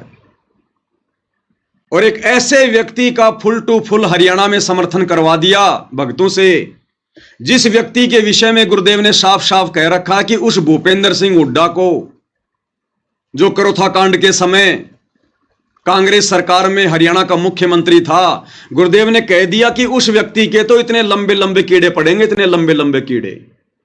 और उसने तो पाप कर्मों की मालगाड़ी भर ली, पाप कर्मों की मालगाड़ी। उसी व्यक्ति को काल प्रेरणा से 2019 में गुरुजी के परिवार ने, इन कोऑर्डिनेटरों ने हरियाणा में दोबारा से मुख्यमंत्री बनाने के लिए जी जान से प्रयास किया। सतगुरु के द्रोही उस भूपेंद्र सिंह हुड्डा का समर्थन करवाया। और जिस समय इन्होंने गुरुदेव के विधान से हटकर, क्योंकि गुरुदेव भगवान तो राजनेताओं पर थूकते भी नहीं है, इस राजनीति पर थूकना भी पसंद नहीं करते गुरुजी, तो अपने भक्तों को इस गंदी राजनीति में झोंकना तो बहुत दूर की बात है। और उसी गुरु का नाम लेकर 2019 में कांग्रेस को वोट डलवाए। अब जब कांग्रेस को वोट डलवाए जा रहे थे, खुलेआम कांग्रेस का समर्थन किया जा रहा था, तो बीजेपी वाले क्या कर रहे थे? वो गुरुजी को गालियां दे रहे थे। पता नहीं क्या क्या कहा होगा गुरुदेव भगवान को कि काय का संत ए, डोंगी, पाखंडी, इसमें और राम रहीम में क्या अंतर, इसमें और आसाराम में क्या अंतर। सरकार के तलवे चाटने शुरू कर दिए। बीजेपी ने इस बाबा रामपाल का क्या बिगाड़ दिया जो कांग्रेस के तलवे चाट रहा है। अपनी जमानत करवाने के लिए, जेल से बाहर निकलने के लिए इसने कांग्रेस के साथ में साठगांठ कर ली। अब दुनिया को क्या पता कि ये सारे कुकर्म उनकी गैर हाजिरी में उनका परिवार कर रहा है, ये कोऑर्डिनेटर कर रहे हैं काल प्रेरणा से।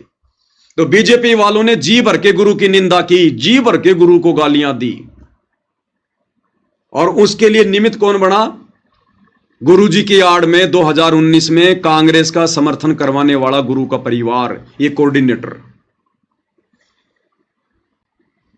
फिर जब कांग्रेस सरकार से इनका कार्य सिद्ध नहीं हुआ, काल ने देखा कि अभी ये पूरी मर्यादा टूटी नहीं है, ढंग से इनका घीस निकालनी है। फिर 2024 में उसी काल ने प्रेरणा करके इस सतलोक आश्रम मैनेजमेंट हरियाणा को बीजेपी के सपोर्ट में खड़ा कर दिया। कांग्रेस को छोड़ दिया और फिर बीजेपी के सपोर्ट में आ गए। बड़े बड़े नेताओं की रैलियों में, एमएलए की रैलियों में बेचारे भोले भाले भक्तों को गुरुजी का आदेश बताकर भेजा जा रहा है। सरेआम वोट डलवाए जा रहे हैं पार्टी विशेष का नाम लेकर। अब वो कांग्रेस वाले क्या करेंगे? फिर वो गुरुजी को गालियां निकालेंगे कि भाई ये तो वास्तव में महादोगल आदमी है। अब इसने बीजेपी की पूंछ पकड़ ली, ये तो दल बदलू आदमी है, ये बाबा रामपाल तो बिना पैंदे का लोटा है, पता नहीं क्या क्या कहा होगा और जी भर के गालियां दी होंगी। इसका तो कोई स्टैंड ही नहीं है। इस बाबा रामपाल से तो राम रहीम 100 गुना अच्छा। वो शुरू से बीजेपी का है और ये तो कभी कांग्रेस का, कभी बीजेपी का, कभी कांग्रेस का, कभी बीजेपी का। तो गुरुदेव भगवान की ये निंदा चुगली जो उन्होंने की, उसके लिए निमित्त कौन बने? गुरुजी का परिवार, ये कोऑर्डिनेटर। तो बताओ इनसे बड़ा गुरुद्रोही और कौन होगा? अरे उस कमाल ने कम से कम ऐसा घटिया काम तो नहीं किया जो तुमने कर दिया। तुम तो उससे भी बड़े गुरुद्रोही की श्रेणी में हो। अरे उस काल ने कभी स्टेडियम तो नहीं बनवाए, खेल तो उस समय भी खेला करते थे लोग। उस काल ने कभी, उस कमाल ने कभी स्टेडियम तो नहीं बनवाए, अपने गुरु की मर्यादाओं को सरेआम तो नहीं तोड़ा। जो कुकर्म तुम लोगों ने कर दिए गुरु की आड़ में, तो ये रियल गुरुद्रोही हैं भाई और बहनों। तो ऐसी आत्माएं फिर 84 लाख योनि में जाएंगी, चाहे वो कितना बड़ा सूरमा क्यों ना हो। उसने चाहे सतनाम ले रखा हो, चाहे सारनाम ले रखा हो, ये काल सूक्ष्म चोट मारेगा। ये आमने सामने की लड़ाई नहीं लड़ेगा वर्तमान में। इसने कह रखा है कि अब मैं रावण जैसी गलती नहीं करूंगा, आमने सामने होकर लड़ाई नहीं लड़ूंगा। मैं दुर्योधन जैसी गलती नहीं करूंगा, आमने सामने की लड़ाई नहीं लड़ूंगा। मैं कंस जैसी गलती नहीं करूंगा, आमने सामने की लड़ाई नहीं लड़ूंगा। इस कलयुग की बिचली पीढ़ी में अगर मैं लड़ाई लड़ूंगा उस कल की भगवान के साथ, उस पूर्ण परमात्मा के साथ, तो उसके भक्तों के अंदर मैं प्रवेश करके लड़ूंगा, उसके भक्तों में प्रवेश करके लड़ूंगा। उसके भक्तों का ही मैं उस भगवान का विरोधी बना दूंगा और फिर कहूंगा कि अब मुझे मार के बता। अगर मुझे मारना है तो पहले अपने भक्तों को मारना पड़ेगा, क्योंकि मैं तेरे भक्तों में प्रवेश हूं। अगर मुझ काल को मारना है तो पहले अपने भक्तों को मारना पड़ेगा, क्योंकि अब वो आमने सामने की लड़ाई नहीं लड़ रहा, अब वो सूक्ष्म लड़ाई लड़ रहा है, भक्तों में प्रवेश करके भक्तों की मर्यादा तोड़वा रहा है। इसलिए तो गुरुदेव भगवान कहते हैं, संगत माही कुसंगत उपजे जैसे बन में बांस, और आप घिस घिस आग लगा देकर बनखंड का भी नाश। अब भाई बाप तो अपने बेटों को मार नहीं सकता, चाहे कितना ही निकम्मा क्यों ना हो। तो बाप ने खूब कोशिश की समझाने की, लेकिन नहीं समझे। बरवाला कांड से पहले बहुत कोशिश की समझाने की, लेकिन नहीं समझे। और बरवाला कांड के बाद भी गुरु ने 10 साल तक मौका दिया कि समझ जाओ समझ जाओ समझ जाओ, नहीं संभले, उल्टे बिगड़ते चले गए। तो अब गुरुदेव भगवान ने इन आश्रम वालों को और अपने परिवार को उनके जो है वो कर्मों के ऊपर छोड़ दिया कि भाई अब तुम्हें सजा तुम्हारे कर्म ही देंगे, क्योंकि संत तो अपनी संतता छोड़ेगा नहीं, अपनी तरफ से किसी को बद्दुआ देगा नहीं, इसलिए जीव के कर्मों पे छोड़ दिया। और कर्म इनके इतने बिगड़े हुए हैं भाई और बहनों, इतने बिगड़े हुए हैं, इनका कहीं से कोई बचाव का साधन नहीं निकलेगा कहीं से भी। तो इस प्रकार की जो आत्माएं हैं, ऐसी जो घटिया हरकतें कर रहे हैं, भले उनको शतनाम मिला हो चाहे सारनाम मिला हो, वो भी 84 लाख योनियों में जाएंगे, 84 लाख योनियों में। इसलिए परमात्मा कह रहे हैं, और फिर बार बार वो निकम्मी आत्माएं उस मां के गर्भ से जन्म लेंगी। अगर मनुष्य जन्म भी उनको मिलेंगे ना, तो बार बार मां के गर्भ से तो आना पड़ेगा, वो प्रकट थोड़ी होगा। प्रोसीजर तो वही है ना मनुष्य जन्म प्राप्त करने की। और मां के गर्भ में आएगा, फिर क्या होगा? नरक कुंड भोगना पड़ेगा, नरक कुंड, क्योंकि इस पिंड में एक ब्रह्मांड का लघु चित्र है। स्वर्ग नरक 14 भवन 7 दीप 9 खंड, सारे देवी देवताओं का वास, कामधेनु का, सब इस शरीर के अंदर है। और जब उसका नरक भोगने का समय आता है, तब उसको मां के गर्भ में डाल दिया जाता है। फिर उसको मनुष्य जन्म मिलता है। और मनुष्य जन्म में यदि उसने कोई ऐसा कुकर्म कर दिया, यदि किसी की हत्या कर दी, यदि उसको जो है वो कसाई का जन्म मिल गया, तो कसाई के जन्म में वो कितने बकरे काटेगा, कितने मुर्गे काटेगा, कितने कर्म फोड़ेगा। फिर वो कुकर्मों का फल भोगने के लिए फिर उसको भी 84 में जाना पड़ेगा। तो भाई और बहनों, एक बार यदि बात बिगड़ गई तो फिर बिगड़ती चली जाएगी, फिर बिगड़ती चली जाएगी। ये बात फिर संभलने में नहीं आएगी ये। इसलिए हमने साथ साथ में गुरुदेव के संकेतों को भी समझना है। हम इसी बात को लेकर ना भूल जाएं कि बस अब तो मेरे को सतनाम मिल गया, सारनाम मिल गया, अगर पार भी नहीं हो पाया तो 84 में तो जाऊंगा ही नहीं। किसने कह दिया 84 में नहीं जाएगा? अरे ब्रह्मा विष्णु महेश की पदवी कौन आत्मा प्राप्त करती है? वो आत्मा जो कलयुग की पिछली पीढ़ी में सतगुरु रामपाल जी की शरण में आती है, और शरण में आकर जो सारनाम की कमाई करता है, और सारनाम लेने के बाद भी जो आत्मा पार नहीं हो पाती है, उन्हीं आत्माओं को तो फिर ब्रह्मा विष्णु महेश की पदवी मिलती है। और गुरुदेव ने क्या बताया कि ये ब्रह्मा विष्णु महेश भी अपना समय पूरा करके 84 लाख की यात्रा में जाएंगे, 84 लाख की यात्रा में। तो कौन से बहम में घूम रहे हो भाई और बहनों? इसलिए परमात्मा कहते हैं, समझा है तो सिर धर पांव, बहुर नहीं रे ऐसा दाव। तो परमेश्वर उसी के विषय में हमें कुछ बातें बता रहे हैं जो ध्यान से सुनने की आवश्यकता है।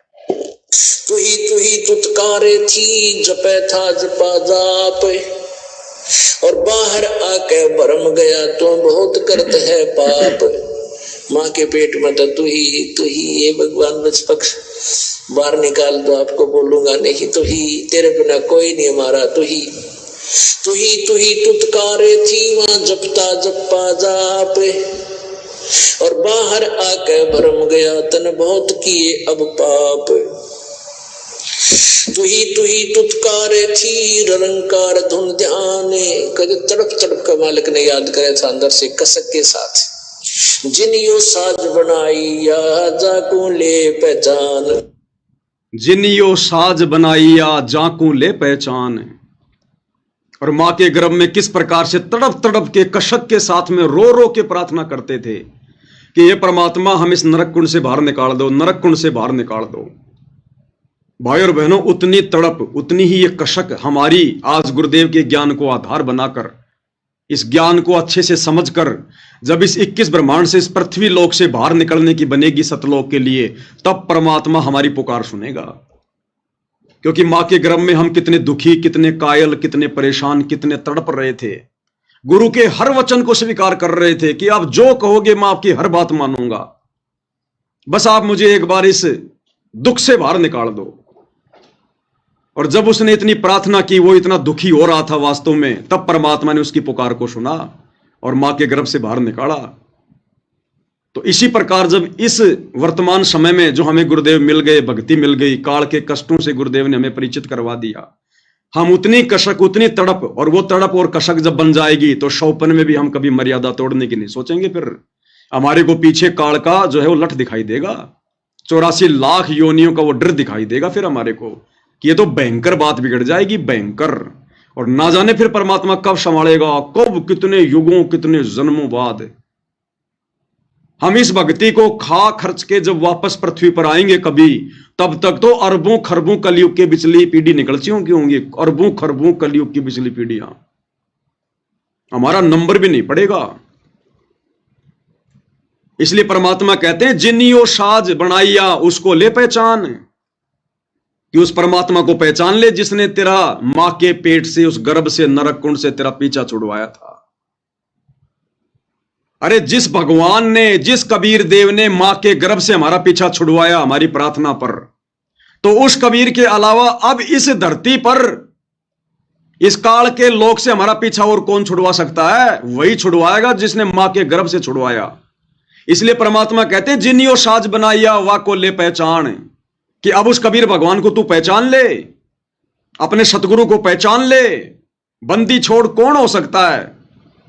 काल के बंधनों से कौन छुड़वा सकता है? वो मां का गर्भ भी तो काल का जो है वो बंधन था, बंद थी।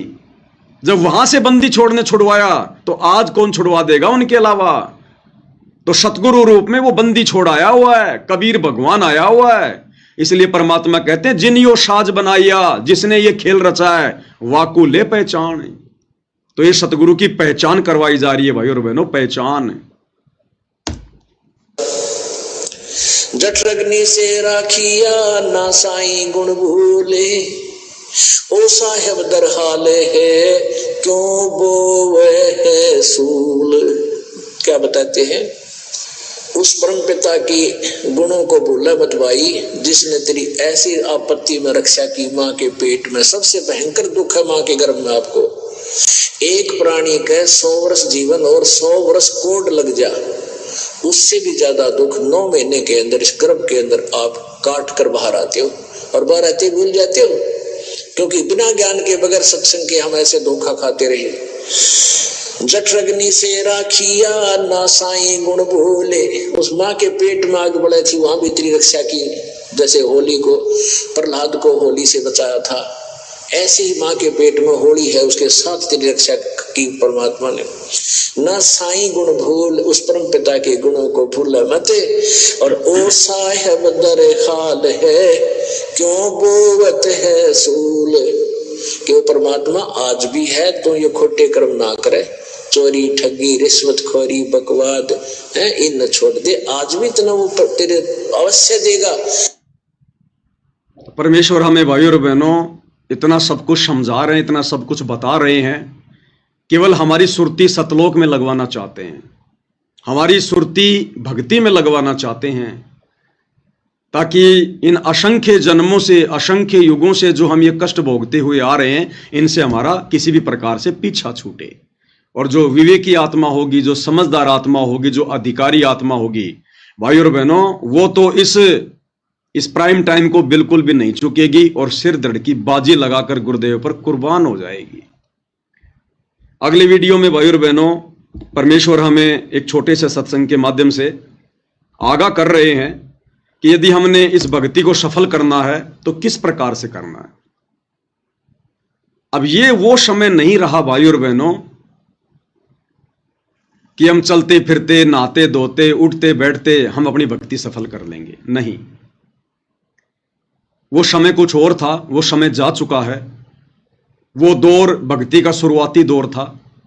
ये तत्व ज्ञान सभी के लिए नया था।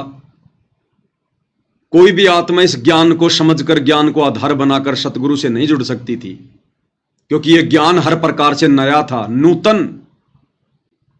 किसी के भी गले नहीं उतरता यह ज्ञान। उस समय गुरुदेव ने कोई सदग्रंथ नहीं दिखाए, गीता, वेद, कुरान, पुराण नहीं पढ़ाए, सन 1994 से 2001 तक। इसलिए यह ज्ञान किसी के गले नहीं उतरता। कोई इन बातों पर विश्वास नहीं करता, सृष्टि रचना पर, गरीबदास जी के ग्रंथ साहिब पर। इसलिए उस समय परमात्मा ने थोड़ी ढील दे रखी थी कि जैसे भी ये लौटते पोटते घूमते फिरते, जैसे भी ये भक्ति करें, आगे बढ़ेंगे, धीरे धीरे ज्ञान सुनेंगे तो समझ में आ जाएगा। और परमात्मा ने, गुरुदेव भगवान ने अपनी तरफ से 100 सुख दिए। मालिक को पता था कि ये ज्ञान से भक्ति पर नहीं टिकेंगे, इनके बिगड़े हुए काम बनेंगे, तब इनको विश्वास बनेगा, तब ये भक्ति मार्ग पर टिक सकते, नहीं तो नहीं टिकेंगे। एक सत्संग में परमात्मा ने बताया कि किसी व्यक्ति के होठ के ऊपर चोट लग गई, काफी गोली दवाई कराई लेकिन कोई आराम नहीं हुआ। तो किसी बुजुर्ग ने बताया कि भाई थोड़ा सा देसी घी का हलवा बना के इसके होठ पे लगाओ, उससे ये ठीक होगा। तो घर वालों ने 1 चम्मच थोड़ा सा हलवा बनाया और उसके होठ के ऊपर रखें और वो तुरंत अंदर ले जाए, तुरंत रखें और अंदर ले जाए। तो फिर उस व्यक्ति ने कहा, अरे पहले इसको अंदर से छिकाओ, पहले इसका पेट अंदर से भरो पूरा, फिर ये इसके होठ पे टिकेगा ये हलवा। तो फिर ढंग से हलवा बनाया, पहले उसको खिलाया, और जब उसका पेट भर गया, और हलवा भाई और बहनों गुरुदेव ने बताया एक ऐसी चीज है, एक बार यदि आपका हलवे से मन भर गया ना, उसके बाद में आपको इतना सा हलवा भी अच्छा नहीं लगेगा। तो पहले तो उसको अंदर से छिका और फिर उसके होठ पे लगाया, फिर उसके होठ पे वो हलवा टिका। तो गुरुदेव भगवान को पता था भाई और बहनों कि ये आत्माएं इस सृष्टि रचना को स्वीकार नहीं करेंगी, ये आत्माएं इतना विश्वास नहीं करेंगी जब तक इनके बिगड़े हुए कार्यों को सिद्ध ना किया जाए। तो भक्ति की शुरुआत में गुरुदेव भगवान ने हमारे बिगड़े हुए सैकड़ों कामों को जो है वो ठीक किया। बच्चों को नौकरियां दी, किसी की भैंस का थन खराब हो रहा है उसको ठीक किया, किसी के घर में भूत प्रेत की बाधा उसको ठीक किया, किसी के ऊपर किसी ने कोई जंत्र मंत्र करवा रखा है, मूठ करवा रखी है, परमात्मा ने उसको ठीक किया। कोई डॉक्टरों से हॉस्पिटलों में जा जाके दुखी हो लिया था, मरना ही एक अंतिम अपना टारगेट मान लिया था, परमात्मा ने उसको स्वस्थ किया। इस चक्कर में वो आत्मा गुरुदेव भगवान से जुड़ी रही, जैसे तैसे करके वो अपनी भक्ति करती रही, लेकिन ज्ञान को आधार नहीं बनाया। तो ये वाणी, नाम उठत नाम बैठत नाम सोवत जागबे, नाम खाते नाम पीते नाम सेती लागबे, ये भाई और बहनों उस दौर के लिए है, उस दौर के लिए। वर्तमान में गुरुदेव ने कोई कसर नहीं छोड़ी है, शास्त्रों को दिखा दिखाकर एडी से चोटी तक हमारे को भक्ति के रंग में रंग दिया है। कोई प्रमाण, कोई सबूत शेष नहीं बचा। इस मन को कोई गुंजाइश नहीं है कि ये स्वीकार ना करे कि सतलोक नहीं होगा, या सृष्टि रचना सही नहीं होगी, या जो गुरुजी बता रहे हैं वो बातें कहीं से भी ठीक नहीं होंगी। इस काल को, इस मन को कोई गुंजाइश नहीं छोड़ी भगवान ने। इसलिए अब हम भगत भाई बहनों ने वो भक्ति करनी पड़ेगी जो शास्त्र अनुकूल भक्ति हमसे गुरुजी करवाना चाहते हैं, जिस विधि से हमसे भक्ति करवाना चाहते हैं, और इस विधि से ही फिर हमारे को ये लाभ होंगे वर्तमान में। शुरू में तो गुरुदेव भगवान ने दिए, लेकिन अब नहीं देगा परमात्मा।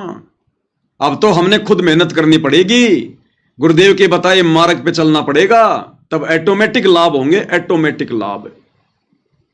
लेकिन उस समय के लिए भी गुरुदेव भगवान ने क्या संकेत किया, उस समय के लिए भी, ये सत्संग सन 1999 का है, रोहतक सत्संग, और उस समय के लिए भी गुरुदेव भगवान क्या कह रहे हैं। तो वर्तमान वाले भगत भाई बहनों ने तो किस प्रकार से भक्ति को समय देना पड़ेगा। इस सत्संग में गुरुदेव भगवान कह रहे हैं कि हमारी माता बहनें 100 काम छोड़कर अपने बच्चों को साथ में लेकर बैठकर भक्ति करती हैं। देखो कई बार गुरुदेव भगवान कह देते हैं कि भाई ये भक्ति बहुत आसान है, बहुत सहज है, आप अगर झाड़ू निकाल रही हैं तो झाड़ू भी निकालो और अपने मंत्र भी जाप करो, आप अपने घर का खाना भी बनाते रहो, रसोई में काम भी करते रहो और अपनी आरती भी लगा लो।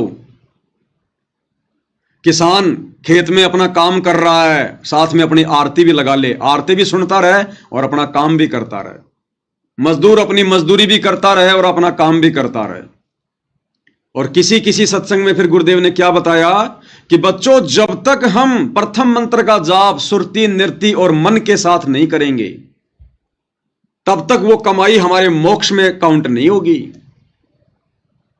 और सतनाम के बारे में बताया कि जब तक हम सुरति, नृत्य, मन और पवन, ये चारों एलिमेंट लगाकर भक्ति नहीं करेंगे विधि से, वो सतनाम की कमाई हमारे मोक्ष में काउंट नहीं होगी। बाकी हम जो भक्ति कर रहे हैं, जो मंत्र जाप कर रहे हैं, व्यर्थ वो भी नहीं है। क्योंकि परमात्मा कहते हैं, नाम अभय पद निश्चय उपजय, बीज पड़े ज्यों खूडम। यानी किसान जब बीज डालता है, वो तो अपनी मुट्ठी से छोड़ देता है। अब कोई बीज जमीन में जाके उल्टा गिरता है, कोई सीधा गिरता है, तो वो जामता अवश्य है। इसलिए परमात्मा कह रहे हैं कि नाम सुमरन तो वो भी काम करेगा जो खाते पीते, उठते बैठते, नहाते धोते कर रहे हैं। लेकिन विशेष इस मोक्ष वाली भक्ति में तुम्हारा वो सुमरन काउंट होगा, तुम्हारा वो भक्ति धन गिना जाएगा जो तुम विधि विधान से करोगे, सुरति, नृत्य, मन और पवन के साथ में करोगे। तीनों समय की आरतियां समय निकालकर, बैठकर या खड़े होकर, जैसे भी तुम्हारी व्यवस्था है, और विधि विधान से करोगे, हाथ में भक्ति बोध लेकर करोगे। अनपढ़ हो तो फिर गुरुदेव भगवान की अपनी ऑडियो वीडियो लगा लो, लेकिन तुमने समय निकालना पड़ेगा, एक जगह स्थिर होना पड़ेगा, बैठना पड़ेगा या खड़ा होना पड़ेगा। अब भागते भागते, नहाते धोते, उठते बैठते, भैंसों को बाहर ले जाते लाते ये आरतियां करोगे तो बात नहीं बनेगी। अब ये बिल्कुल पीक टाइम आ गया भक्ति का। और अब परमात्मा ने हमें वो भक्ति विधि दे दी, अनमोल भक्ति विधि। कम से कम सुबह शाम तो हम भगत भाई बहनों ने गुरुदेव भगवान की 5 दीपक वाली थाली के साथ में आरती उतारनी है। देखो, विशेष परिस्थितियों में, चाहे सुबह का नित्य नियम हो, चाहे शाम की संध्या आरती हो, अगर हम दीपक वाली आरती के साथ में नहीं करते हैं तो कोई दोष नहीं है, कोई नुकसान नहीं है। भले आप जी 5 दिन के लिए कहीं बाहर चले गए, आप नहीं कर पाए, तो कोई दिक्कत नहीं है। ऐसी विशेष परिस्थितियों में हम लोग चलते चलते भी आरती कर सकते हैं, अपना काम धाम करते करते भी हम लोग आरती जो है वो कर सकते हैं। लेकिन यदि आप बिल्कुल नॉर्मल वे में हैं, आपके पास समय है, तो फिर हमने विधि विधान से ही परमेश्वर की आरतियां करनी पड़ेंगी। हमने समय निकालकर चारों एलिमेंट लगाकर सुरति, नृत्य और मन और पवन के साथ ही हमने सुमरण करना पड़ेगा। और उस सुमरण में जो आनंद होगा, उस सुमरण का जो धन जमा होगा, वो वारन पार होगा। तो वर्तमान में तो हमने भाई और बहनों कितना सावधान होकर इस भक्ति को ही अपने जीवन का अंतिम लक्ष्य मानकर, प्रथम कार्य मानकर, बाकी कार्य बाद में, भक्ति वाला कार्य प्रथम, आत्म कल्याण प्रथम है, बाकी दुनिया के काम बाद में है। और जिस समय आत्माएं इस विधि से भक्ति नहीं करती थी, फिर भी परमात्मा सत्संग में जिक्र कर रहे हैं, क्योंकि परमात्मा ने वो सत्संग उस समय केवल उसी समय को ध्यान में रख के नहीं किया, मालिक ने आगामी समय को ध्यान में रख के सत्संग किया। और गुरुदेव कह रहे हैं 1999 में कि हमारी माता बहनें 100 काम छोड़कर, अब बताओ भाई, 100 काम में तो सारे काम आ गए। खाना बनाने का काम, झाड़ू निकालने का काम, कपड़े धोने का काम, बर्तन धोने का काम, बच्चों को नहलाने का काम, उनको कपड़े पहनाने का काम, सारे काम आ गए 100 कामों में। तो 100 काम तो होते भी नहीं है। और दूसरा 100 काम का मतलब होता है सारे सांसारिक झंझटों को छोड़कर। और क्या कह रहे हैं, बच्चों को साथ में लेकर बैठकर भक्ति करते हैं, आरती करते हैं। तो ये आदेश है गुरुदेव भगवान का। जब हम भी इसी प्रकार से अपने 100 काम छोड़कर और बैठकर यहां पर बैठने का मतलब है शांति से, जैसे पहले हम भागादौड़ी में आरती, भागादौड़ी में भक्ति मंत्र करते थे, तो यहां पर बैठने का मतलब है शांति से समय निकालकर अपने बच्चों को साथ में लेकर बैठ के भक्ति करती हैं।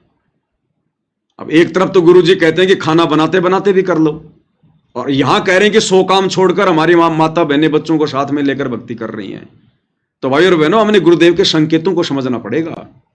आप विशेष परिस्थितियों में अपना कार्य करते करते आरती कर सकते हो, सुमरण कर सकते हो, लेकिन हमने ये रोजाना का रूटीन नहीं बनाना। ये मजबूरी आपको महीने में 2 बार आ सकती है, 3 बार आ सकती है, ज्यादा से ज्यादा 5 बार आ सकती है। उन मजबूरी में तो हम लोग आरती वारती ऐसे कर सकते हैं, अपना ऑडियो वीडियो में लगा के या जैसे भी है, अपना कोई कार्य जो है वो करते करते। आप कहीं जा रहे हो, आप अपनी गाड़ी में आरती लगा लो, 2-4 भगत हो तो वैसे अपनी लेके भक्ति बोध अपना बैठे बैठे आरती कर लो, ये विशेष परिस्थितियों में।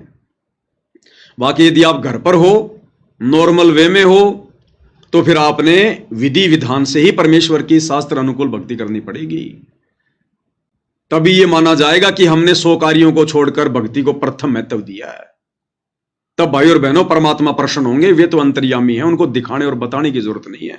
तो क्या कहते हैं गुरुदेव भगवान, क्या संदेशा दे रहे हैं? भाई और बहनों, ये शॉर्ट वीडियो अब हमने दोबारा सुनने को नहीं मिलेंगे, ये फाइनल वीडियो बन रहे हैं। और हो सकता है गुरुदेव भगवान के आने के बाद ये पवन दास या मेरे जैसे अन्य सत्सेवक भाई बहन जो परमेश्वर का संदेशा दे रहे हैं, हो सकता है हम भाई बहन आप लोगों को सोशल मीडिया पर दिखाई भी ना दें। हमारे सामने 2 ही ऑप्शन होंगे उस समय, 2 ही ऑप्शन, तीसरा ऑप्शन नहीं होगा। हमारा सबसे पहला ऑप्शन तो होगा बिल्कुल दुनिया से हटकर और एकांत में रहकर अपना साधारण सा जीवन व्यतीत करते हुए अपनी भक्ति करना। और दूसरा ऑप्शन, भाई परमात्मा की कोई विशेष रजा हो जाए, परमात्मा कोई विशेष सेवा दे दे, तो फिर हम गुरुदेव भगवान की सेवा में बिजी रहेंगे। फिर हमारी ड्यूटी समाप्त हो जाएगी, फिर उस समय संगत को समझाने की। फिर बाप आ जाएगा, अरे जब तक हॉस्पिटल में बड़ा डॉक्टर नहीं होता तब तक ही कंपाउंडर की ड्यूटी होती है मरीज को संभालने की, गोली दवाई देने की, छोटा मोटा इंजेक्शन लगाने की, उसको जो है वो ग्लूकोज वगैरह देने की, कोई जो है मरहम पट्टी करने की।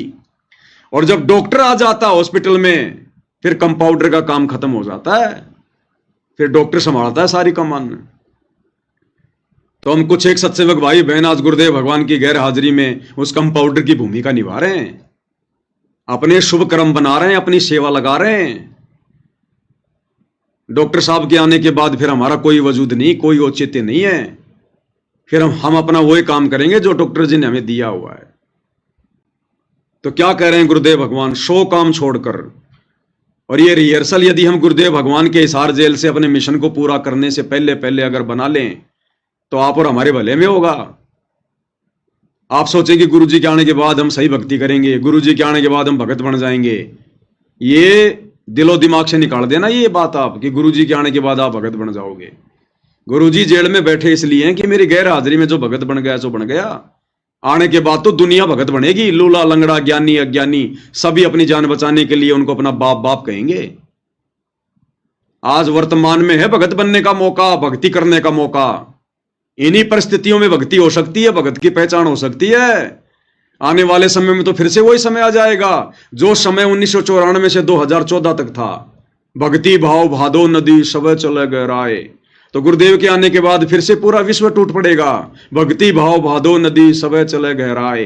ये जो बीच का समय दिया है गुरुदेव ने 2014 से, और जब तक गुरुदेव भगवान हिसार जेल से बाहर नहीं आते हैं तब तक ही भक्ति करने का, भगत बनने का चांस है। उसके बाद तो आपको एक गधा भी आपको भगत बना दिखाई देगा, भगत बना, साधु बना दिखाई देगा। तो क्या कह रहे हैं गुरुदेव भगवान? कम से कम भी 20,000 व्यक्ति हैं, 40,000 संगत है, और जिसमें 20,000 तो ऐसे हैं जो दुख से सुख में आए। अरे उनके घर में छोटे छोटे बच्चे भी परमात्मा की आरती करते। मेरे ख्याल में ऋषि भी फेल है हमारे परिवारों के सामने, इनके घर में जाकर देखा करो। 100 काम छोड़कर हमारी बहन बेटी अपने बच्चे और सारन बिठा कर आरती करती है। और कम से कम 10,000 परिवार ऐसे। दोबारा सुन लो, 100 काम छोड़कर 100 काम छोड़कर हमारी बहन बेटी अपने बच्चे और सारन बिठा कर, एक बार फिर से 100 काम छोड़कर हमारी बहन बेटी अपने बच्चे और सारन बिठा कर आरती करती है। 100 काम छोड़कर हमारी बहन बेटियां अपने बच्चों को साथ में बैठा के अपनी भक्ति करती हैं, आरतियां करती हैं। जबकि उस समय भाइयों और बहनों 100 काम छोड़ के कोई भी माता बहन ये भक्ति नहीं कर रही थी।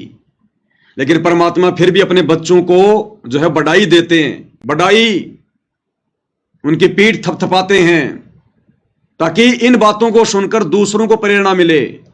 उस समय कर कोई नहीं रहा था, लेकिन गुरुजी अगर सत्संग में इस प्रकार की बातें बोल रहे हैं तो दूसरे सुनने वाले भक्तों को यह प्रेरणा मिलेगी कि भाई इसका मतलब मुझे भी 100 काम छोड़ के बैठ के भक्ति करनी चाहिए। इसलिए परमात्मा कुछ बातें अपनी तरफ से कहते हैं। अरे जब आज बसंत सैनी जैसे भगत कहां 1999 की बात कर रहे हैं गुरुजी, और आज 2025, इस बसंत सैनी तो सन 2000 में नाम ले लिया था। जब आज ये बसंत सैनी 100 काम छोड़कर भक्ति गई बाढ़ में भक्तों की पिटाई करने आ गया, तो उस समय कहां हमारी माता बहनें 100 काम छोड़कर भक्ति कर रही होंगी। जब आज 20 साल बाद भी ये लोग अपने 100 काम छोड़कर भक्तों को मारना अपना जो हम टारगेट बना रखे हैं, 100 काम छोड़कर राजनेताओं की रैलियों में जाना, 100 काम छोड़कर अन्नपूर्णा मुहिम के तहत अपना समय बर्बाद करना, 100 काम छोड़कर और जाटों की धर्मशाला बनवाना, 100 काम छोड़ के स्टेडियम बनवाना, 100 काम छोड़ के भक्तों को इन आश्रमों में मिट्टी ढोने के काम में लगाना गधे की तरह। अरे आश्रम में कोई भक्ति के लिए जाता है या वहां पे कोई मजदूरी के लिए जाता है? ये भगवान इस गंदे लोक में हमसे मजदूरी करवाने आता है क्या? आश्रम बनवाने आता है क्या? लेकिन यहां काल ने भक्तों को गधा बना दिया, मजदूर बना दिया, मजदूर। तो सोचिए 1999 में कौन 100 काम छोड़ के भक्ति कर रहा होगा। लेकिन ये परमात्मा तो अपने बच्चों को मुफ्त में बढ़ाई देते, मुफ्त में बढ़ाई। और उस समय के ये वचन आज आप और हमारे काम आएंगे, आप और हमारे काम, कि जब 1999 में भी 100 काम छोड़ के भक्ति करने की जरूरत थी, तो आज तो भाई भक्ति का पीक टाइम है। आज तो 1000 काम छोड़ के हमने इस परमात्मा की भक्ति को प्रथम वैरायटी देनी पड़ेगी, प्रथम प्रायोरिटी देनी पड़ेगी। क्या कह रहे हैं परमेश्वर? परमात्मा की आरती करके मेरे ख्याल में ऋषि भी फेल है हमारे परिवारों के सामने। इनके घर में जाकर देखा करो, 100 काम छोड़कर हमारी बहन बेटी अपने बच्चे और सारन बिठाकर आरती करती है। और कम से कम 10,000 परिवार ऐसे हैं जो दारू से बर्बाद हो चुके थे, तो इतना बुरा हाल कर रखा था। आज वो प्राणी पहले शराबी कहलाते थे, आज भगत जी के नाम से जाने जाते। ये उस कबीर साहब की परम शक्ति है। तो क्लियर कर दिया है भाई और बहनों गुरुदेव भगवान ने। अब इस स्टेज पर आकर इस भक्ति मार्ग में गफलत नाम की कोई भी चीज हमारे दिलो दिमाग में नहीं होनी चाहिए। हमने हर संभव प्रथम स्थान, प्रथम महत्व गुरुदेव भगवान के द्वारा बताई गई शास्त्र अनुकूल सत भक्ति को विधिवत करने में लगाना है। तब भाई और बहनों इस काल लोक से हमारा पीछा छूटेगा। जिस प्रकार उस मां के पेट में हम किस प्रकार से गुरु जी के आगे रो रहे थे, प्रार्थना कर रहे थे, हमें और कुछ भी नहीं सूझ रहा था, कुछ भी नहीं दिखाई दे रहा था, बस अपना वो कष्ट दिखाई दे रहा था। तो आज गुरुदेव ने अपना ज्ञान देकर, सत्संग देकर आज आप और हमें वो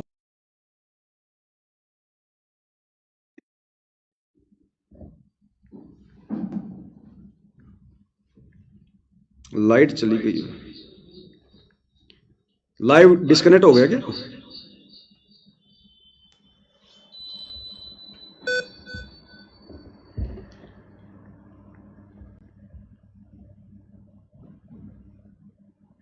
लाइव कट गया कि डिस्कनेक्ट हो गया?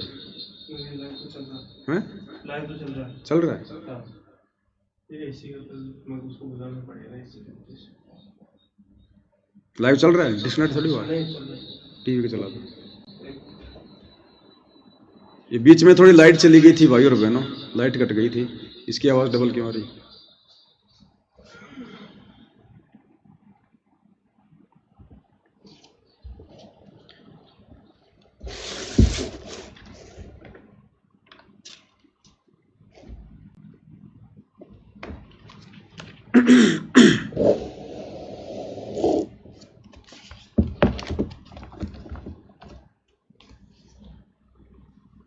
चल रहने दे, कोई दिक्कत नहीं, छोड़ने वाला तो भाई और बहनों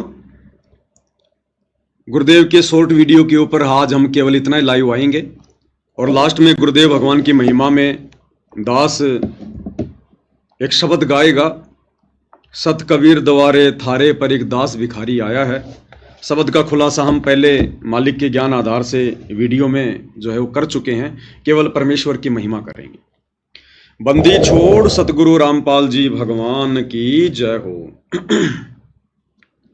सत कबीर द्वारे क्या हुआ?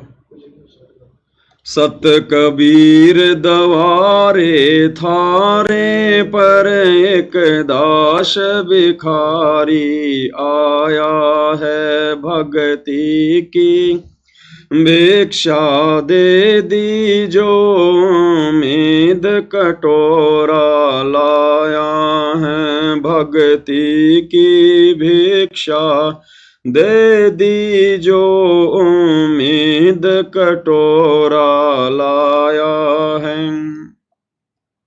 तज नरसी वाले ठाठ नहीं मैं धन्ना जैसा जाट नहीं। तज नरसी वाले ठाठ नहीं मैं धन्ना जैसा जाट नहीं। मेरी मोर धवज सी साठ नहीं जिसने लड़का चीर चढ़ाया है। मेरी मोर धवज सी साठ नहीं जिसने लड़का चीर चढ़ाया है। भक्ति की भिक्षा दे दीजो उम्मीद कटोरा लाया है। शत कबीर दवारे थारे पर एक दास भिखारी आया है। भक्ति की भिक्षा दे दीजो उम्मीद कटोरा लाया। शेख फरीद जैसा तप नहीं मेरा वाल्मीक जैसा जप नहीं। शेख फरीद जैसा तप नहीं मेरा वाल्मीक जैसा जप नहीं। मंसूर सियानल हक नहीं जिसने टुकड़े शरीर कराया है। मंसूर सियानल हक नहीं जिसने टुकड़े शरीर कराया। भक्ति की भिक्षा दे दीजो उम्मीद कटोरा लाया है। सत कबीर दवारे थारे पर एक दास भिखारी आया है। भक्ति की भिक्षा दे दीजो उम्मीद कटोरा। धोरो जैसी आस नहीं प्रहलाद जैसा विश्वास नहीं।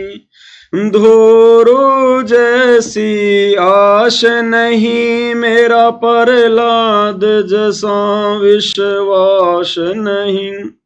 मेरा मीरा जैसा रास नहीं जिसने रो और नाच रिझाया है। मेरा मीरा जैसा रास नहीं जिसने रो और नाच रिझाया है। भक्ति की भिक्षा दे दीजो उम्मीद कटोरा लाया है। सत कबीर दवारे थारे पर एक दास भिखारी आया है। भक्ति की भिक्षा दे दीजो उम्मीद कटोरा।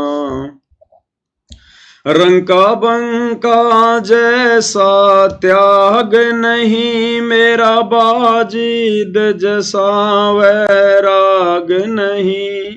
रंका बंका जैसा त्याग नहीं मेरा बाजीद जैसा वैराग नहीं। मेरा कर्मा जैसा भाग नहीं जिसका आण खींचड़ा खाया है। मेरा कर्मा जैसा भाग नहीं जिसका आण खींचड़ा खाया है। भक्ति की भिक्षा दे दी जो उम्मीद कटोरा लाया है। सत कबीर दवारे थारे पर एक दास भिखारी आया है। भक्ति की भिक्षा दे दी जो उम्मीद कटोरा। विदुर विदुराणी जैसा सम्मान नहीं, मैं सम्मान जैसा यजमान नहीं। विदुर विदुराणी जैसा सम्मान नहीं, मैं सम्मान जैसा यजमान नहीं। और से वो जो कुर्बान नहीं, जिसने शीस तो ले खैलाया है। और से वो जो कुर्बान नहीं, जिसने शीस तो ले खैलाया है। भक्ति की भिक्षा दे दी जो उम्मीद कटोरा लाया है। भक्ति की भिक्षा दे दी जो उम्मीद कटोरा लाया है। मारकंडे जैसा ऋषि नहीं, सुख देव जो इंद्री कसी नहीं। मैं मारकंडे जैसा ऋषि नहीं, सुख देव जो इंद्री कसी नहीं। ये माया भी मन में बसी नहीं, जब से ज्ञान तेरा समाया है। ये माया भी मन में बसी नहीं, जब से ज्ञान तेरा समाया है। भक्ति की भिक्षा दे दी जो उम्मीद कटोरा लाया है। सत कबीर दवारे थारे पर एक दास भिखारी आया है। भक्ति की भिक्षा दे दी जो उम्मीद कटोरा। धर्मदास जैसा भक्ति सेठ नहीं, जीवा दत्ता जैसी उण सेठ नहीं। धर्मदास जैसा भक्ति सेठ नहीं, जीवा दत्ता जैसी उण सेठ नहीं। मेरा पीपा जैसा ढेठ नहीं, जिसने दरिया बीच बुलाया है। मेरा पीपा जैसा ढेठ नहीं, जिसने दरिया बीच बुलाया है। भक्ति की भिक्षा दे दी जो उम्मीद कटोरा लाया है। शत कबीर दवारे थारे पर एक दास भिखारी आया है। भक्ति की भिक्षा दे दी जो उम्मीद कटोरा लाया। दिया द्रौपदी जैसा लीर नहीं, कोई बण्या भजन में सीर नहीं। दिया द्रौपदी जैसा लीर नहीं, कोई बण्या भजन में सीर नहीं। मेरे बिलनी जैसी धीर नहीं, जिसने बन के बीच घुमाया है। मेरे बिलनी जैसी धीर नहीं, जिसने बन के बीच घुमाया है। भक्ति की भिक्षा दे दी जो उम्मीद कटोरा। शत कबीर दवारे थारे पर एक दास भिखारी आया है भक्ति की भिक्षा दे दीजो उम्मीद कटोरा लाया है। सांबर में दादू दास मिले फिर नानक को कर ख्यास मिले। सांबर में दादू दास मिले फिर नानक को कर ख्यास मिले। सुल्तानी को हो खवास मिले जिसका बिस्तर झाड़ बिछाया है। सुल्तानी को हो खवास मिले जिसका बिस्तर झाड़ बिछाया है। भक्ति की भिक्षा दे दीजो उम्मीद कटोरा लाया है। शत कबीर दवारे थारे पर एक दास भिखारी आया है। भक्ति की भिक्षा दे दीजो उम्मीद कटोरा लाया है। अर्जुन सर्जुन ने पीछाण लिए छोड़ाणी में दर्शन आन किए। अर्जुन सर्जुन ने पीछाण लिए छोड़ाणी में दर्शन आन किए। ये रानी ननद उन जान लिए बलराम पिता जनाया है। ये रानी ननद उन जान लिए बलराम पिता जनाया है। भक्ति की भिक्षा दे दीजो उम्मीद कटोरा लाया है। सत कबीर दवारे थारे पर एक दास भिखारी आया है। संतोष दास को पार किया बनखंडी का उद्धार किया। संतोष दास को पार किया बनखंडी का उद्धार किया। एक भूमण भगत से प्यार किया जो शरणा थारी आया है। एक भूमण भगत से प्यार किया जो शरणा थारी आया है। भक्ति की भिक्षा दे दीजो उम्मीद कटोरा लाया है। सत कबीर दवारे थारे पर एक दास भिखारी आया है। भक्ति की भिक्षा दे दीजो उम्मीद कटोरा लाया है। छोड़ाणी में निर्वाण होया फिर सारणपुर परवान होया। छोड़ाणी में निर्वाण होया फिर सारणपुर परवान होया।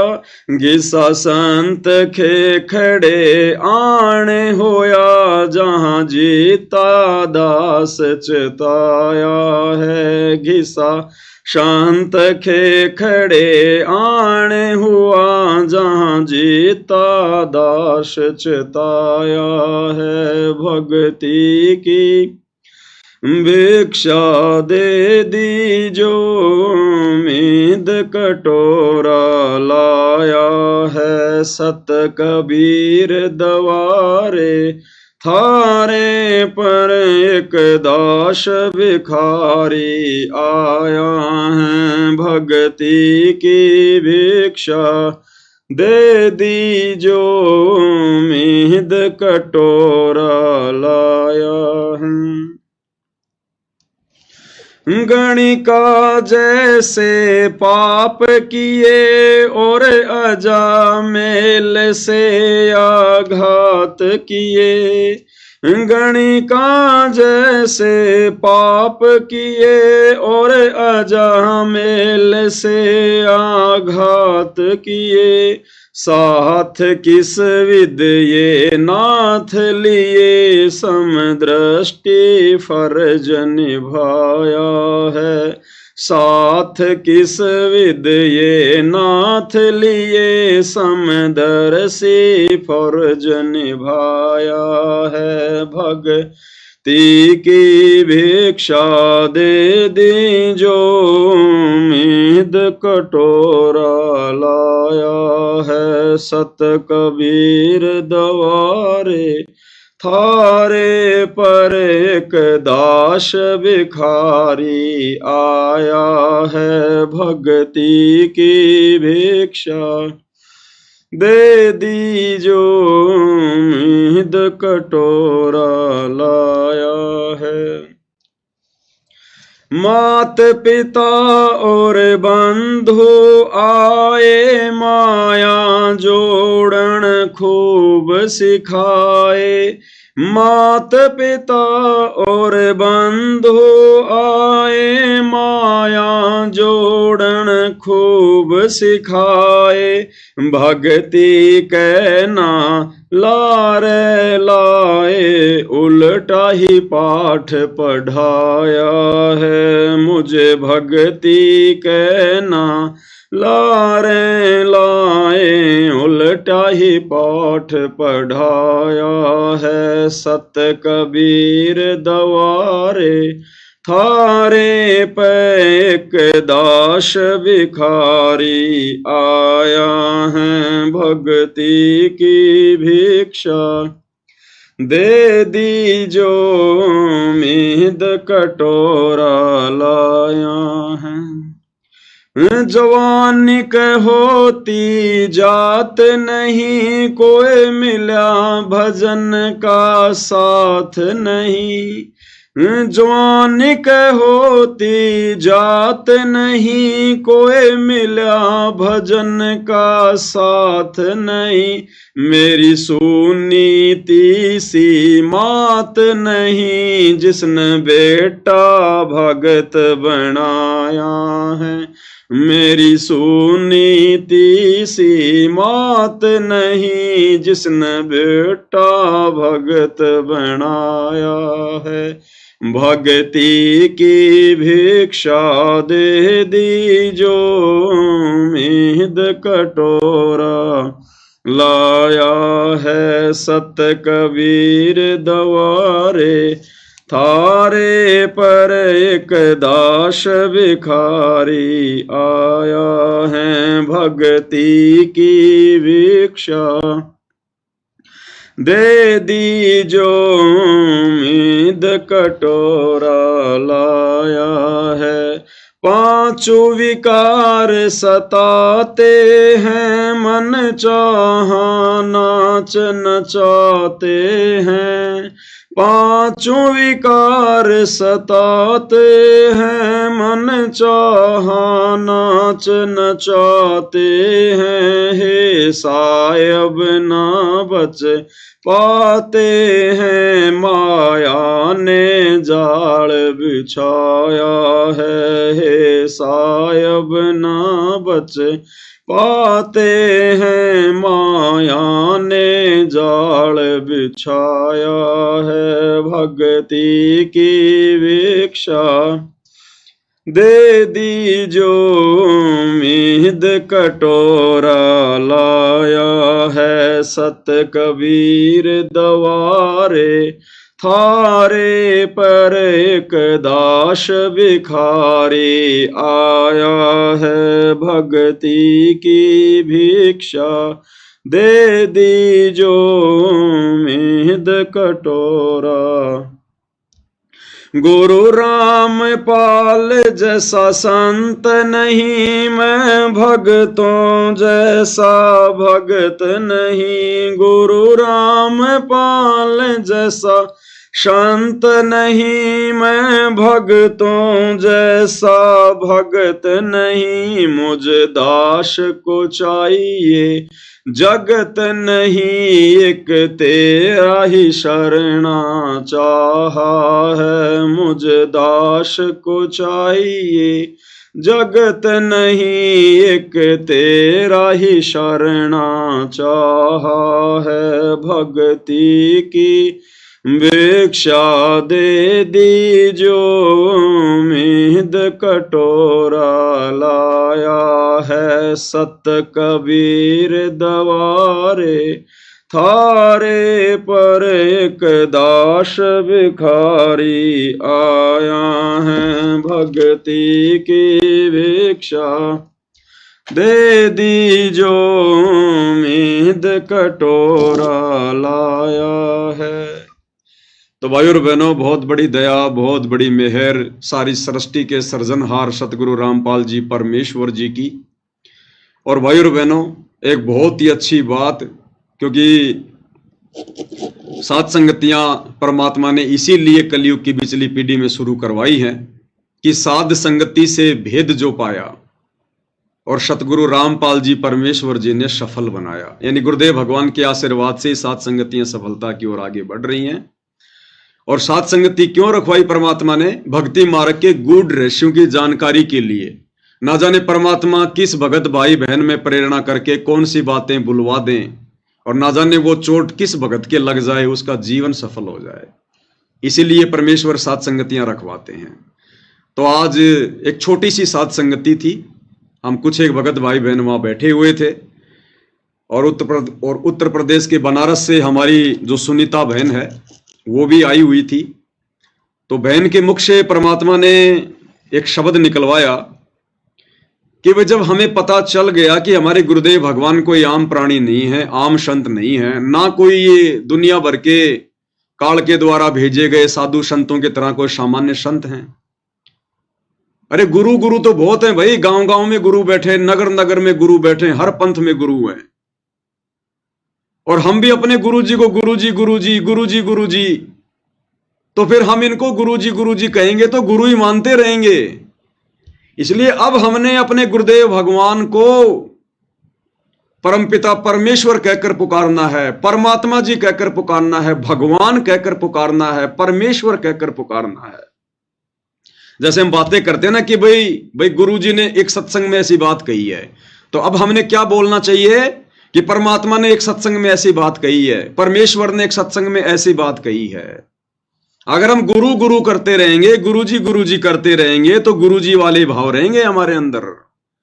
इसलिए अब हम सत्सेवक भाई बहनों ने, और ये दास भी आज के बाद कोशिश करेगा भाई और बहनों, उस बहन की बातें बिल्कुल ज्ञान आधार से हैं, सत्य हैं, सभी भगत भाई बहनों ने अमल करनी चाहिए।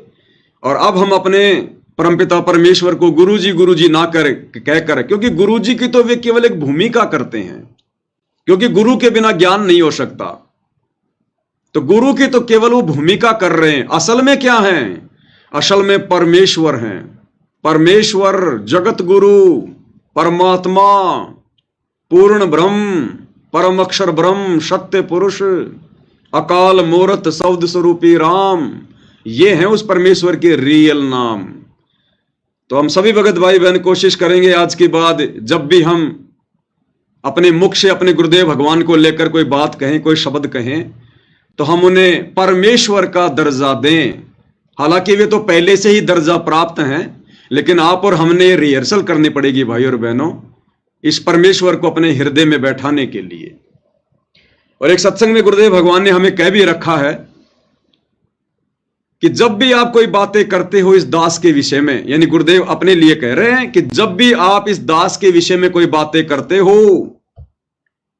तो आपने ये नहीं सोचना कि मैं गुरुजी के बारे में बोल रहा हूं, गुरुजी के बारे में सोच रहा हूं। नहीं, मैं परमात्मा के बारे में सोच रहा हूं, मैं परमात्मा के बारे में बोल रहा हूं। तो आज के बाद हम कोशिश करेंगे गुरु और गुरुजी शब्द को बहुत ही कम यूज करेंगे। अगर अनजाने में जुबान पे आ गया तो अलग बात है, अन्यथा हम परमेश्वर या परमात्मा इन दोनों शब्दों का ज्यादातर प्रयोग करेंगे, क्योंकि साध संगति से भाई और बहनों हमें सीखने को मिलता है। तो आज के लाइव वीडियो में केवल इतना ही। गुरुदेव भगवान के आशीर्वाद से फिर आगे परमात्मा समय देंगे तो जरूर उनकी सेवा में हाजिर होंगे। तब तक गुरुदेव भगवान हम सभी को आशीर्वाद दें, आज्ञा दें, सद्बुद्धि दें। परमेश्वर हम सबका मार्गदर्शन करें। बंदी छोड़ सतगुरु रामपाल जी परमेश्वर जी की जय हो।